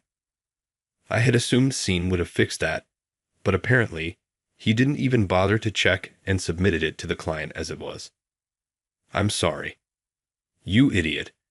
CEO Rodriguez pointed it out, and I had to cover by saying it's just a legal draft, but it's already been sent to the client.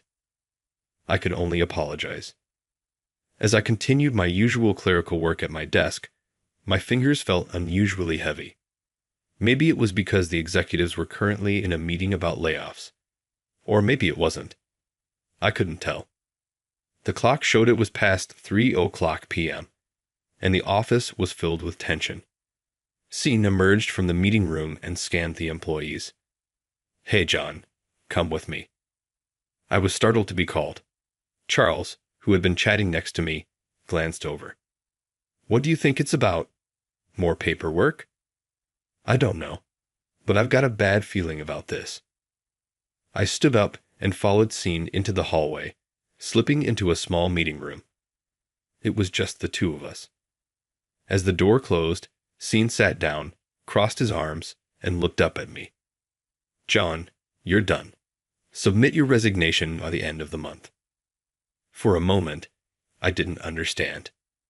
Done, sir? That's right. A useless high school graduate like you is fired. His words weighed heavily in my ears. Why me? The reason's simple. You're a high school grad and an invisible clerk. Plus, you've humiliated me on that foreign client project. I told the execs you should be the first to go. But I have a family. Sheen smirked. So what? Pack your things and get out. I clenched my fists. If this was a decision made in a meeting, then an official notice would follow. No matter what I said, it wouldn't change the outcome. Feeling defeated, I left the meeting room. How long had it been since I'd left work right at the end of my shift?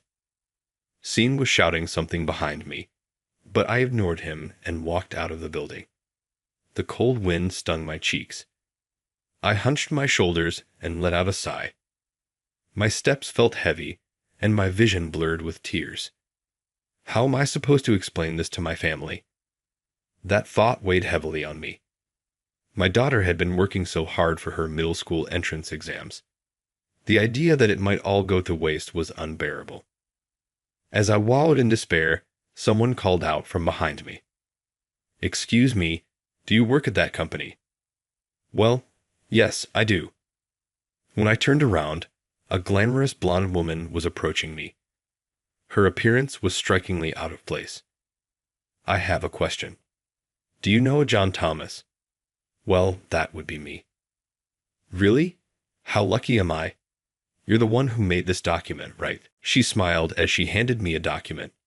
My eyes widened in shock. It was a report I had prepared at Sheen's request.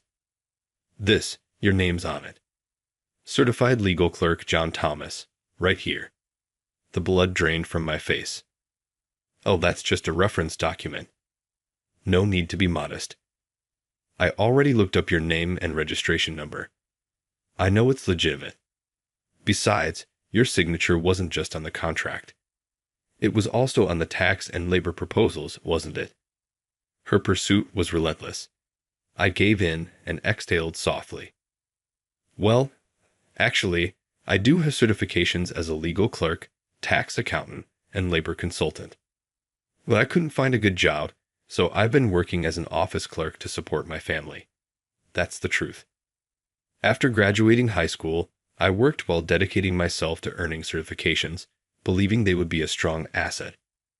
When I applied to my current company, I already held legal clerk and tax accountant certifications. I even listed them on my resume, but no one brought it up during the hiring process. Later, I realized I needed another certification as a labor consultant, but high school graduates didn't qualify for the exam. So, I enrolled in a correspondence community college, which is a fond memory now. I knew it. You're an interesting person. Incredible, really. I look forward to working with you as our go-to person from now on. That might not be possible. I've already been scheduled for a layoff. The blonde woman's face showed surprise. A layoff? Yes, I'll be unemployed starting next month. She paused to think for a moment, then smiled. Well then, how about working for us at 10 times your current salary? What? I blinked, repeating her words in disbelief. 10 times? Of course. I mean, someone certified as a legal clerk, tax accountant, and labor consultant who can draft flawless documents. Getting laid off? That's absurd. Though bewildered, I could sense from her serious gaze that she wasn't lying. Allow me to introduce myself properly. I'm Emily Rodriguez. She handed me her business card. It read, CEO, French branch representative for an enterprise. A CEO. Emily smiled warmly. That's right. I was sent by our headquarters to spearhead our entry into the French market. Apparently, she held an MBA and was also a licensed attorney. She was what you'd call a true top-tier elite. I was speechless. Why would someone like you? I wanted to know about you directly.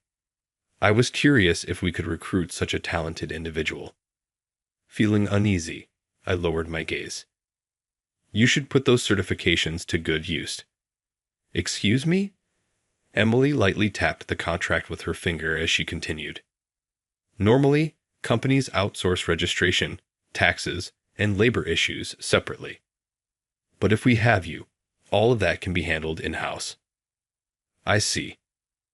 Having all 3 certifications at once is practically unheard of. Emily laughed, clearly enjoying herself. Work like this costs hundreds of thousands of dollars annually to outsource, but you could handle it alone. We pay you the equivalent of 3 employees' salaries. 3 salaries? I couldn't believe my ears at her proposal. The foreign company Emily worked for had only had a small presence in the French market, but they were now planning a major expansion with a large office. However, to operate smoothly in France, they needed to navigate complex legal, tax, and labor processes. Outsourcing these services was expensive, slow, and often lacked the necessary understanding of French regulations.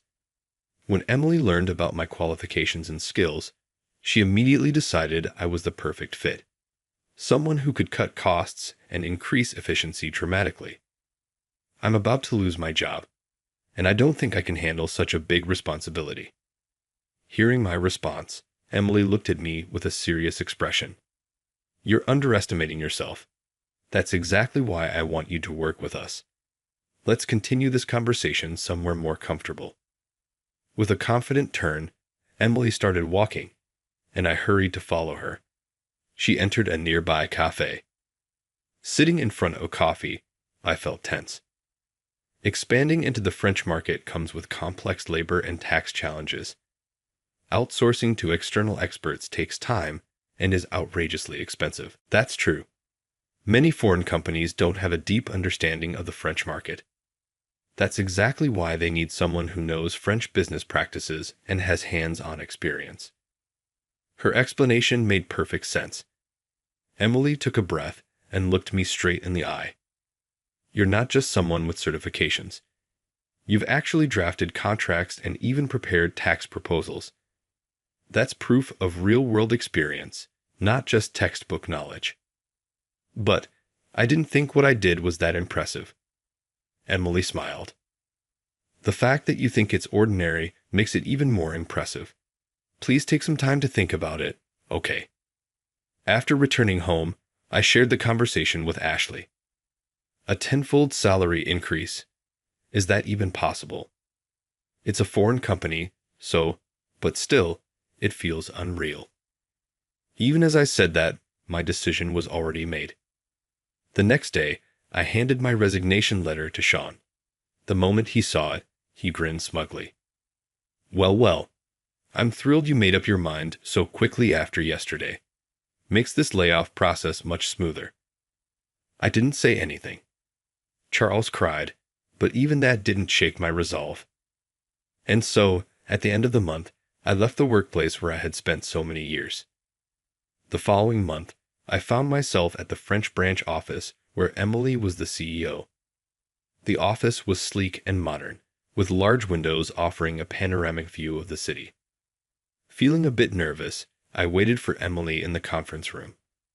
A moment later, Emily entered. Thanks for waiting, John. With an elegant gesture, she took a seat and smiled warmly. Today's the day we finalize your contract. Let's make it official. You can count on me. As Emily placed the contract on the table, the conference room door opened. In walked the executive from my former company along with Sean. Sean wore his usual smug expression, but the moment he saw me, his face twisted in shock. What? His eyes widened. He seemed unable to comprehend why I was sitting right in front of him. John, why are you here? Oh, you didn't know? John is now our legal and tax affairs specialist. Sean's expression froze. Legal and tax. That's right, and not just that, Emily added, pausing briefly to scan the room of executives. John holds certifications as a legal clerk, tax accountant, and labor consultant. Surely you all knew that. The room fell silent. One of the executives finally broke the silence with an astonished voice. What? He holds all 3 of those challenging certifications. Sean, eyes wide, was at a loss for words. Emily tapped the contract lightly with her pen. Come on now, let's not feign ignorance in a professional setting. John was drafting our contracts while working at your company, wasn't he? Contracts. Well, Sean was claiming he drafted them himself, so perhaps the executives didn't know. Sean's face briefly turned pale, but he quickly tried to cover it up. No. Well, it was a team effort. I just compiled everything. Emily calmly pulled out a document and showed it to the executives. This is the contract in question. As you can see, it's signed by certified legal clerk John Thomas at the bottom. Didn't anyone bother to verify this? The executives peered at the document, spotting the signature, and exchanged shocked glances. Sean, what's going on here? John's name is clearly written on this. Sean's voice wavered with panic. That's a mistake, I swear. Emily, though smiling, shot Sean a cold glare. Calling it a mistake seems a bit too convenient, don't you think? David, one of the executives, stepped forward with a stern expression and confronted Sean. Sean, you said you created it yourself, didn't you? And you treated someone with certifications as a legal clerk, tax accountant, and labor consultant as just an office worker? Sean broke into a cold sweat, his gaze darting around the room. I didn't know. I had no idea John had such certifications. Well, I never mentioned it, I said with a wry smile. Emily continued, that being said, we've decided to entrust John with all our legal, tax, and labor operations for our entry into the French market. There's no one more reliable for this task. Honestly, we're thankful you let him go. Sean slumped back into his chair and muttered weakly, Why? How could a high school graduate clerk? Hearing Sean's words, Emily turned her gaze to him. Perhaps you should stop judging people's worth based on their education level, she declared with confidence. 1 month later, less than a month after I started working at Emily's company, I got a call from Charles on my cell phone. What's up? Hey, it's been a while. Guess what? Things at our company have gotten hilarious. What do you mean? Charles told me that the moment I left, multiple clients began reevaluating their contracts. Apparently, the contracts and documents that I had meticulously prepared were now a mess. Projects weren't running smoothly. Deadlines were being missed left and right. The company was falling apart. In the middle of all this chaos, Sean was reportedly shouting, How can losing one high school graduate clerk make contracts disappear? And your resume has become a big deal too, Charles added. Apparently, Sean went back to check the resume you submitted when you joined. He probably wanted to nitpick and criticize it for not mentioning your certifications. But of course, you had listed all your qualifications. Frustrated, Sean stormed into the Human Resources Department, yelling at the top of his lungs.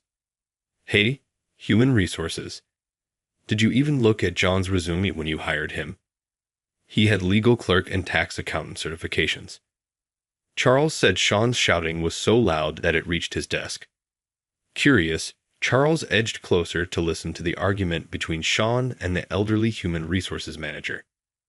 The HR manager, flipping through papers with a sheepish smile, said, Well, you see, my eyesight isn't what it used to be. I didn't notice. You didn't notice? Then what did you even look at when you hired him? The HR manager calmly replied, He seemed like a good person. And most importantly, he looked serious. I thought he'd be a great hire. So you let a resume that valuable slip through just because of that. Charles said Sean covered his face, groaning in frustration. Anyway, I've decided to leave this company too. I'm planning to find a new job where I can level up, maybe even at your company. Sounds great. I'm rooting for you. Thanks. Oh, and if Sean tries to call you back, just ignore him, okay? As Charles predicted, Sean called me later that day. Hello. Oh, John, how have you been? I'm doing well, thanks to you. Scene's tone turned ingratiating. Listen, could you come back to the company? We really need you. Things just aren't the same without you.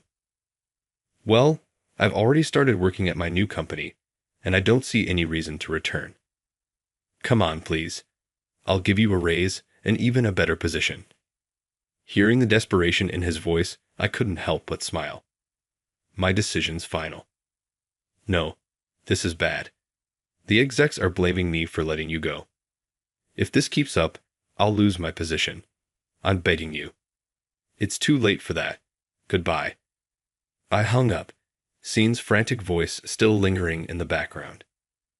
In the end, Emily's company terminated its contract with the firm. The losses reportedly amounted to hundreds of thousands of dollars. Why did you let John go so easily? Without him, the contracts wouldn't have been finalized in the first place. Though Sean repeatedly insisted he didn't know, his history of taking credit for the contracts I created made his claim unconvincing. It seems he was demoted to take responsibility. The person you mocked as useless because he's a high school graduate is now earning over $100,000 a year at a foreign company. Quite the amusing turn of events, isn't it? Provoked by such a sarcastic remark, Sean's anger reached its peak, leading to a massive argument with the executives. As a result, Sean was demoted to warehouse management. Charles later told me that Sean, now overseeing the warehouse, was completely ignored by the younger employees. According to Charles, Sean no longer had the authority or dignity he once held as the sales manager. Why am I stuck doing inventory checks in a place like this? Instead of a suit, Sean was now working in a grimy uniform. Scene, could you organize the inventory data in Excel for us? Excel? How do you use that? The younger employee gave Sean a puzzled look. Wait, you can't use Excel? Seriously? Are you joking? Wow. Unbelievable. I used to be the sales manager, you know. I closed major contracts and was even praised in front of everyone. Yeah, well, that's not relevant now. Just get it done. Okay.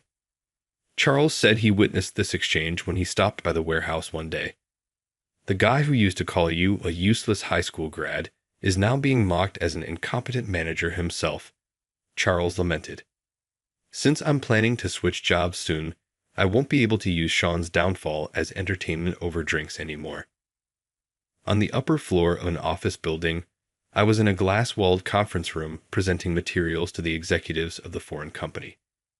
As I projected slides, I confidently continued my explanation.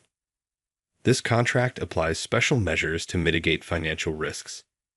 The executives nodded, taking notes on their tablets. Seeing their satisfied expressions, I returned to my seat. Emily approached me. John, thanks to you, today's meeting went smoothly. Again, thank you. I just did what was necessary. With a playful wink, Emily said, At this rate, you could aim for an executive position in our company. I smiled gently. I'll keep working hard. On a weekend afternoon, I sat at my desk in the living room, studying administrative law. Exam prep books were spread across the desk. Sipping coffee, I quietly focused on my studies when Nancy called out to me. Dad, are you studying again? Yeah, I want to be able to do even more things. Nancy looked at me with sparkling eyes. Dad, you're amazing. So cool. I couldn't help but laugh shyly at her words. Not at all. I'm still learning, you know. Dinner's ready. Nancy and I replied in unison, coming, and headed to the dining room. The table was filled with warm dishes, and a calm atmosphere enveloped us. Work seems to be going well. Yeah, this company is fulfilling. I want to take on even more responsibilities. Ashley gazed at me for a moment before smiling softly. I'm glad you left your old company. I paused with my chopsticks, nodding deeply. Yeah, I really am. Just having my family smile was enough for me. That thought hadn't changed. However, I wanted to climb even higher. That ambition lit up my path forward.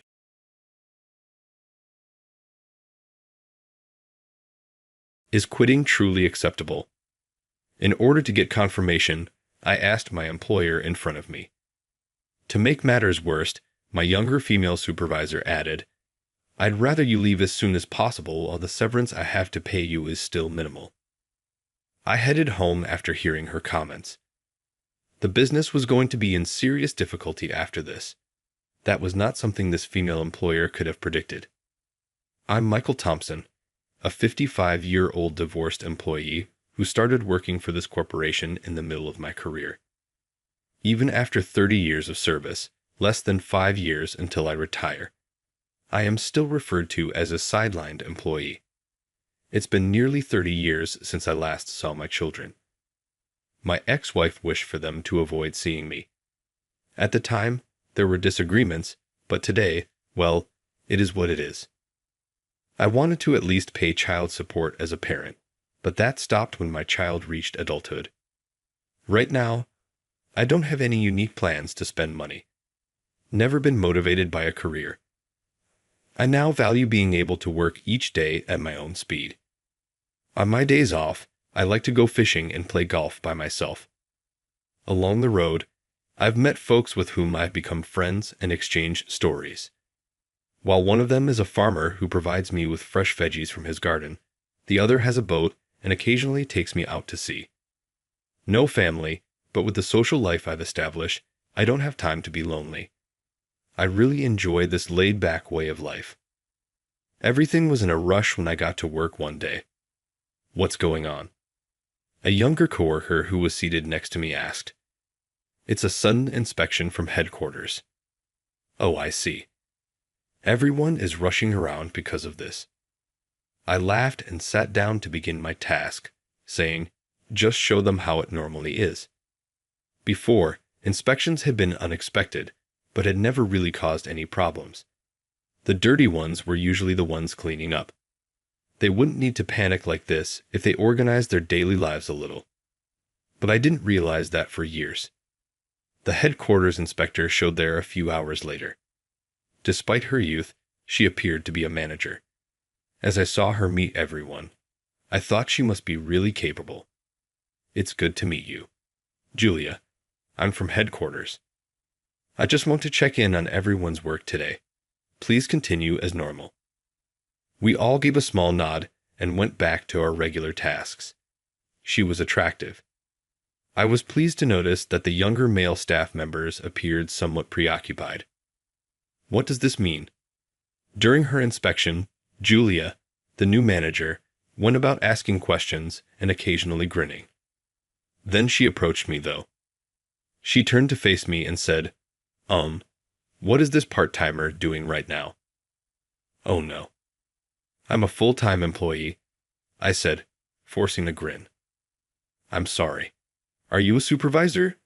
She said with a little smile. No, just an ordinary worker. As for my current assignment, just as I was about to explain, her tone changed suddenly. I looked up at the sound of her voice. A regular employee at your age. Her words were sharp, and she seemed angry, making me feel uneasy. Yeah, I'm just not much into climbing the corporate ladder, I stammered in response. She burst into laughter. Or is it just because you can't do the job? Incompetent and outdated. You're fired as of today. Don't bother coming back tomorrow. She spat out those words at me. Not just me, but the surrounding employees were also shocked. Ms. Ott, we can't afford to pay people who aren't contributing. It's necessary for cost cutting. There are plenty who can replace you. It finally hit me that I was being insulted, and I clenched my fists in anger. She was undoubtedly talented, but that was no excuse to belittle others. In anger, I stood up and said to her, "Is it really okay for me to leave then?" I asked Julia in front of me for confirmation.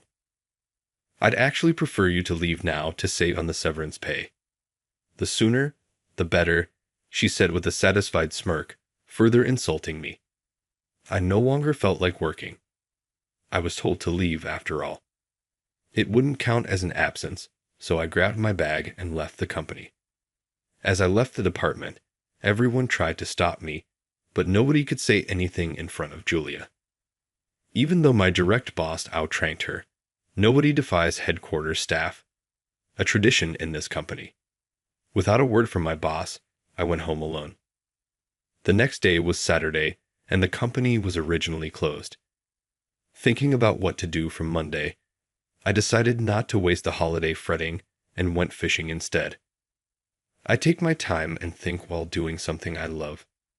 Fishing is the perfect hobby for that. I headed out early in the morning to my favorite fishing spot. Despite my mood, the sea was calm today, promising a good catch for some fine fish marinade and drinks later tonight. With that thought, I cast my line. "Hey, I was wondering if you'd be here today." Someone called out to me. "Andrew." It was my fishing buddy, Andrew. We met here. He's a decade older than me, but has always been a great friend, taking care of me and listening to my life stories. "Any luck with the fish today?" "The sea's calm." I thought it would be a good haul, but it's not going as expected, I replied, opening my tackle box and showing just one fish. Andrew chuckled. "Just take it easy," he said, setting up his gear a little away from me. Clouds drifted slowly, the same fishing scene as always, yet my mood was unusually somber, probably because of yesterday's events. "What's wrong?" "You look down today," Andrew chuckled. I chuckled at his words. "Andrew, I owe you an apology." "What for?" Then I began to speak in bits and pieces. Actually, there was an inspection from headquarters last Friday. I met a manager there for the first time, and she seemed to take an instant dislike to me. I said, laughing awkwardly to hide my embarrassment. She told me I didn't need to come back. I was so angry that I just left. I might end up getting fired. After all the talks we've had and the encouragement you've given me, I'm sorry. "You don't have to apologize to me," Andrew said, then fell silent, staring at the bobber in the sea, occasionally sighing deeply as if deep in thought. I'd rather live a laid-back life than climb the corporate ladder, but it seems that the ambitious youth can't stand that attitude. Relationships are harder than work, aren't they? As I said this thoughtfully, Andrew spoke. "Well, I can understand the manager's point of view to some extent, but it's wrong to talk about firing so freely. A boss should understand the feelings and situations of their subordinates. That manager lacks that understanding. People who climb to the top with just their brains and grades often get it wrong." I thought, just as expected of Andrew.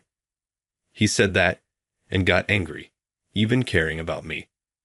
Talking to him made me feel much better. It's amazing how talking to someone can make such a difference. I thanked Andrew and managed to switch gears.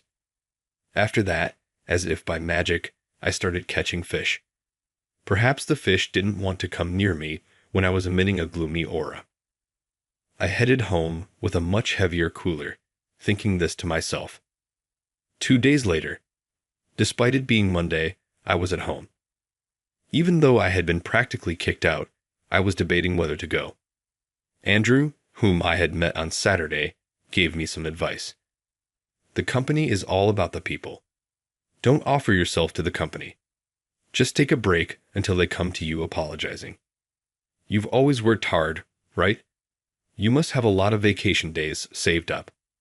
Indeed, I had never used any, so I should have a few days' worth. Maybe it's a good time for a trip. As I pondered this, enjoying a leisurely morning for the first time in years, I decided to make some coffee and have a late breakfast.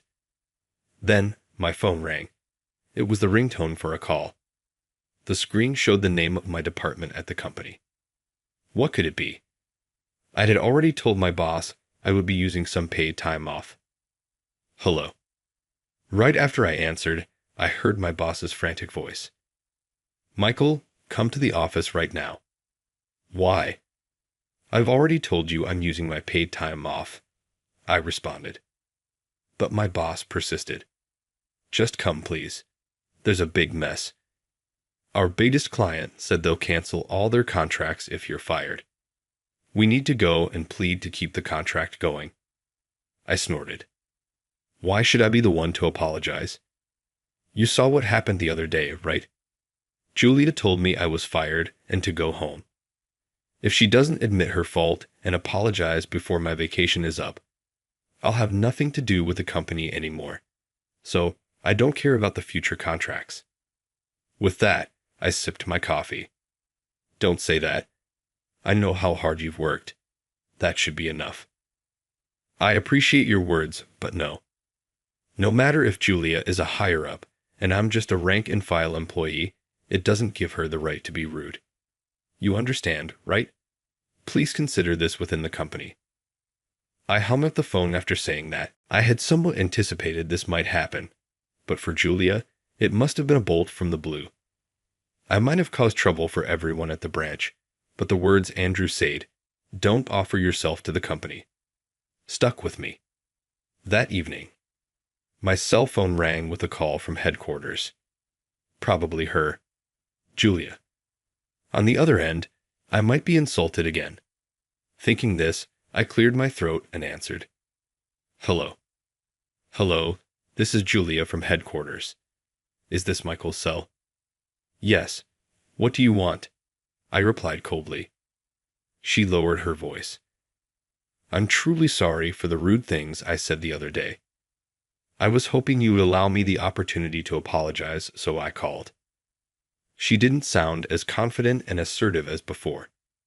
Probably her behavior towards me during the inspection got out to headquarters, and she must have been reprimanded. Okay. I figured listening to what she had to say couldn't hurt.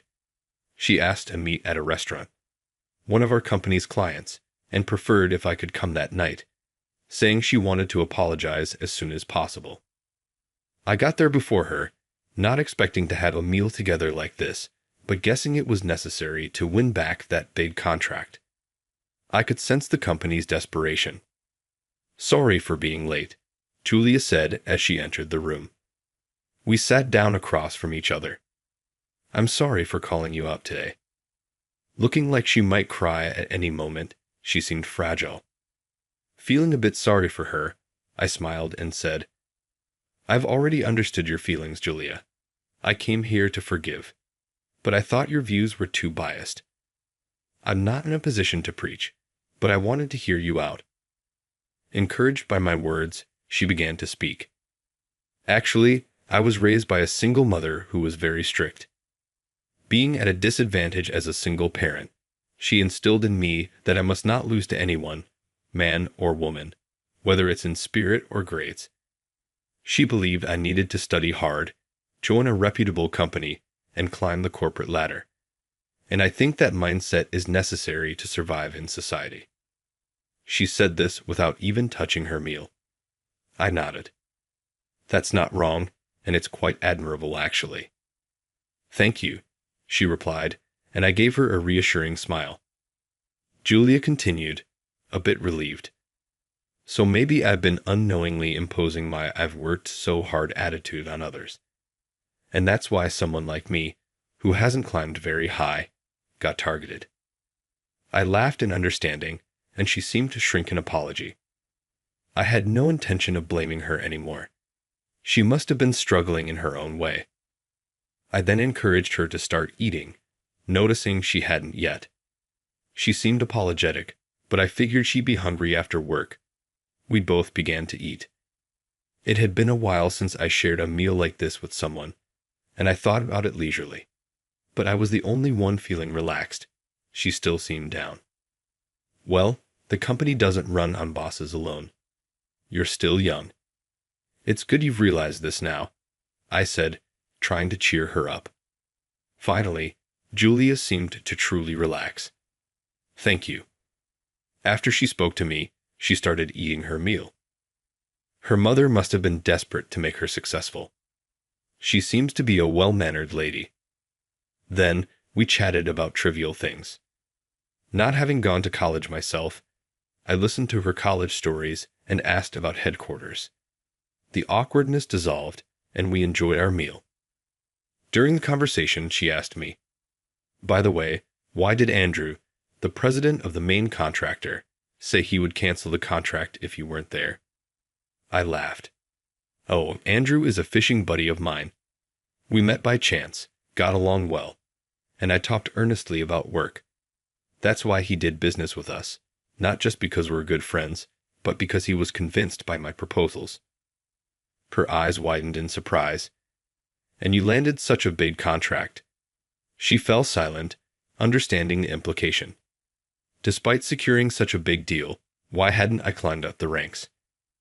I really had no desire for promotion, I said with a smile, which made her smile back. Well, there's a point person for Andrew's company, but direct requests often come to me. He knows I'm diligent and trusts me as a business partner, so we've maintained a good relationship. That's how it was. You've really been the backbone of the company, and I've been so. She paused. Don't worry about it anymore. She's not a bad person after all.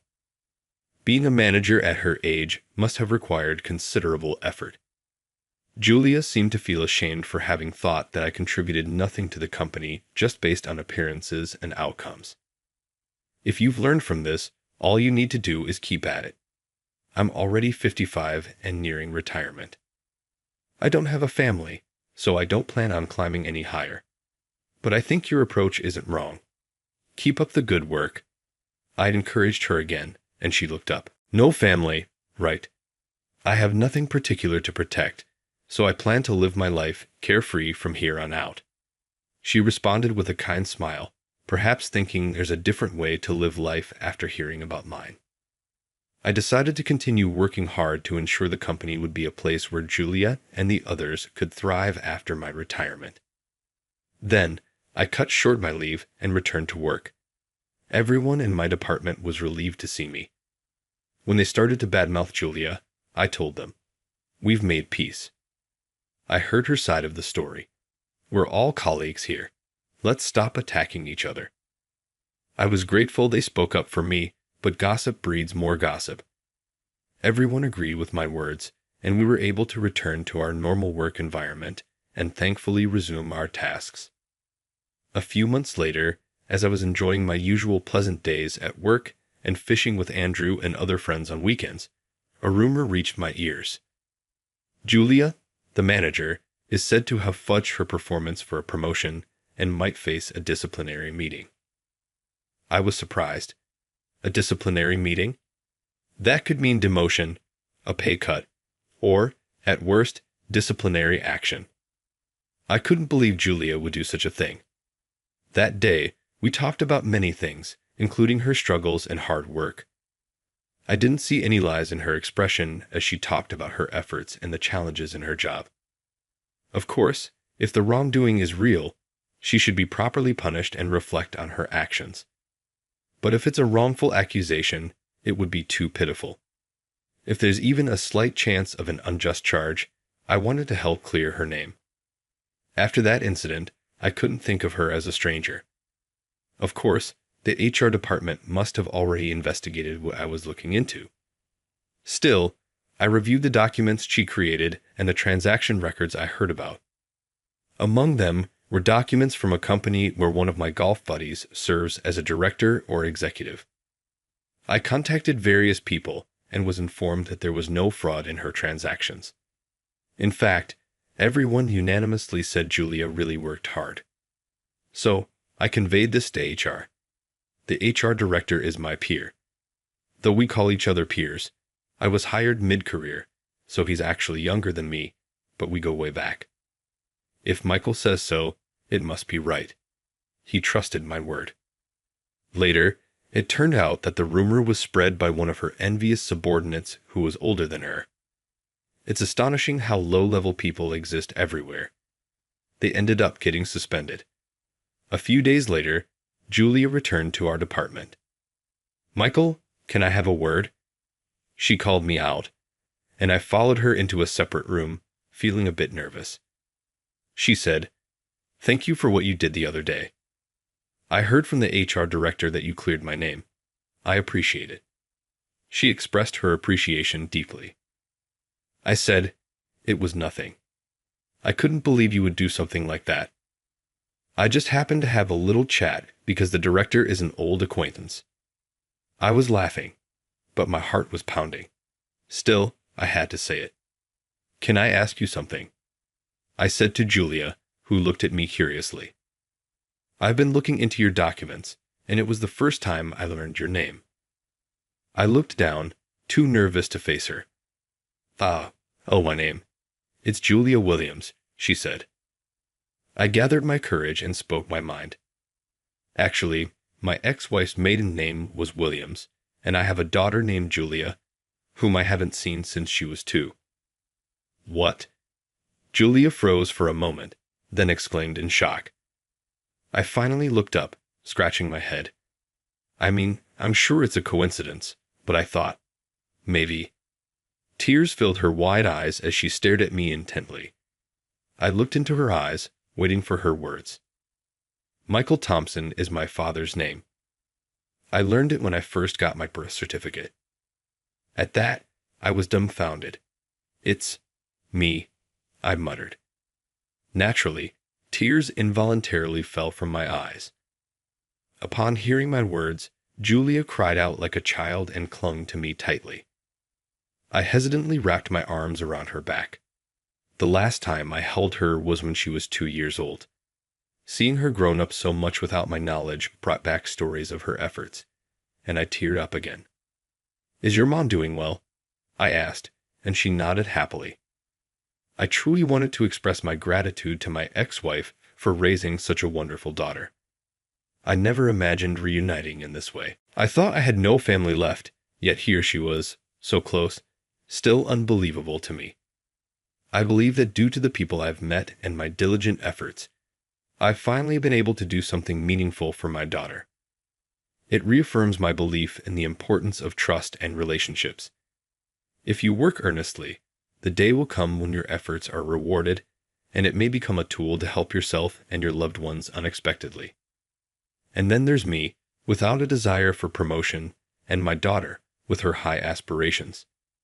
Though our wishes differ, our dedication to the company is sincere. That's why we should both continue to live honestly according to our beliefs. I want to live a relaxed life rather than climb the corporate ladder. But at the very least, I want to work earnestly until the end and leave some retirement money for my daughter. Respecting her feelings, I want to support her career ambitions wholeheartedly, without denial. This way, I'm sure both my daughter and I will find happiness.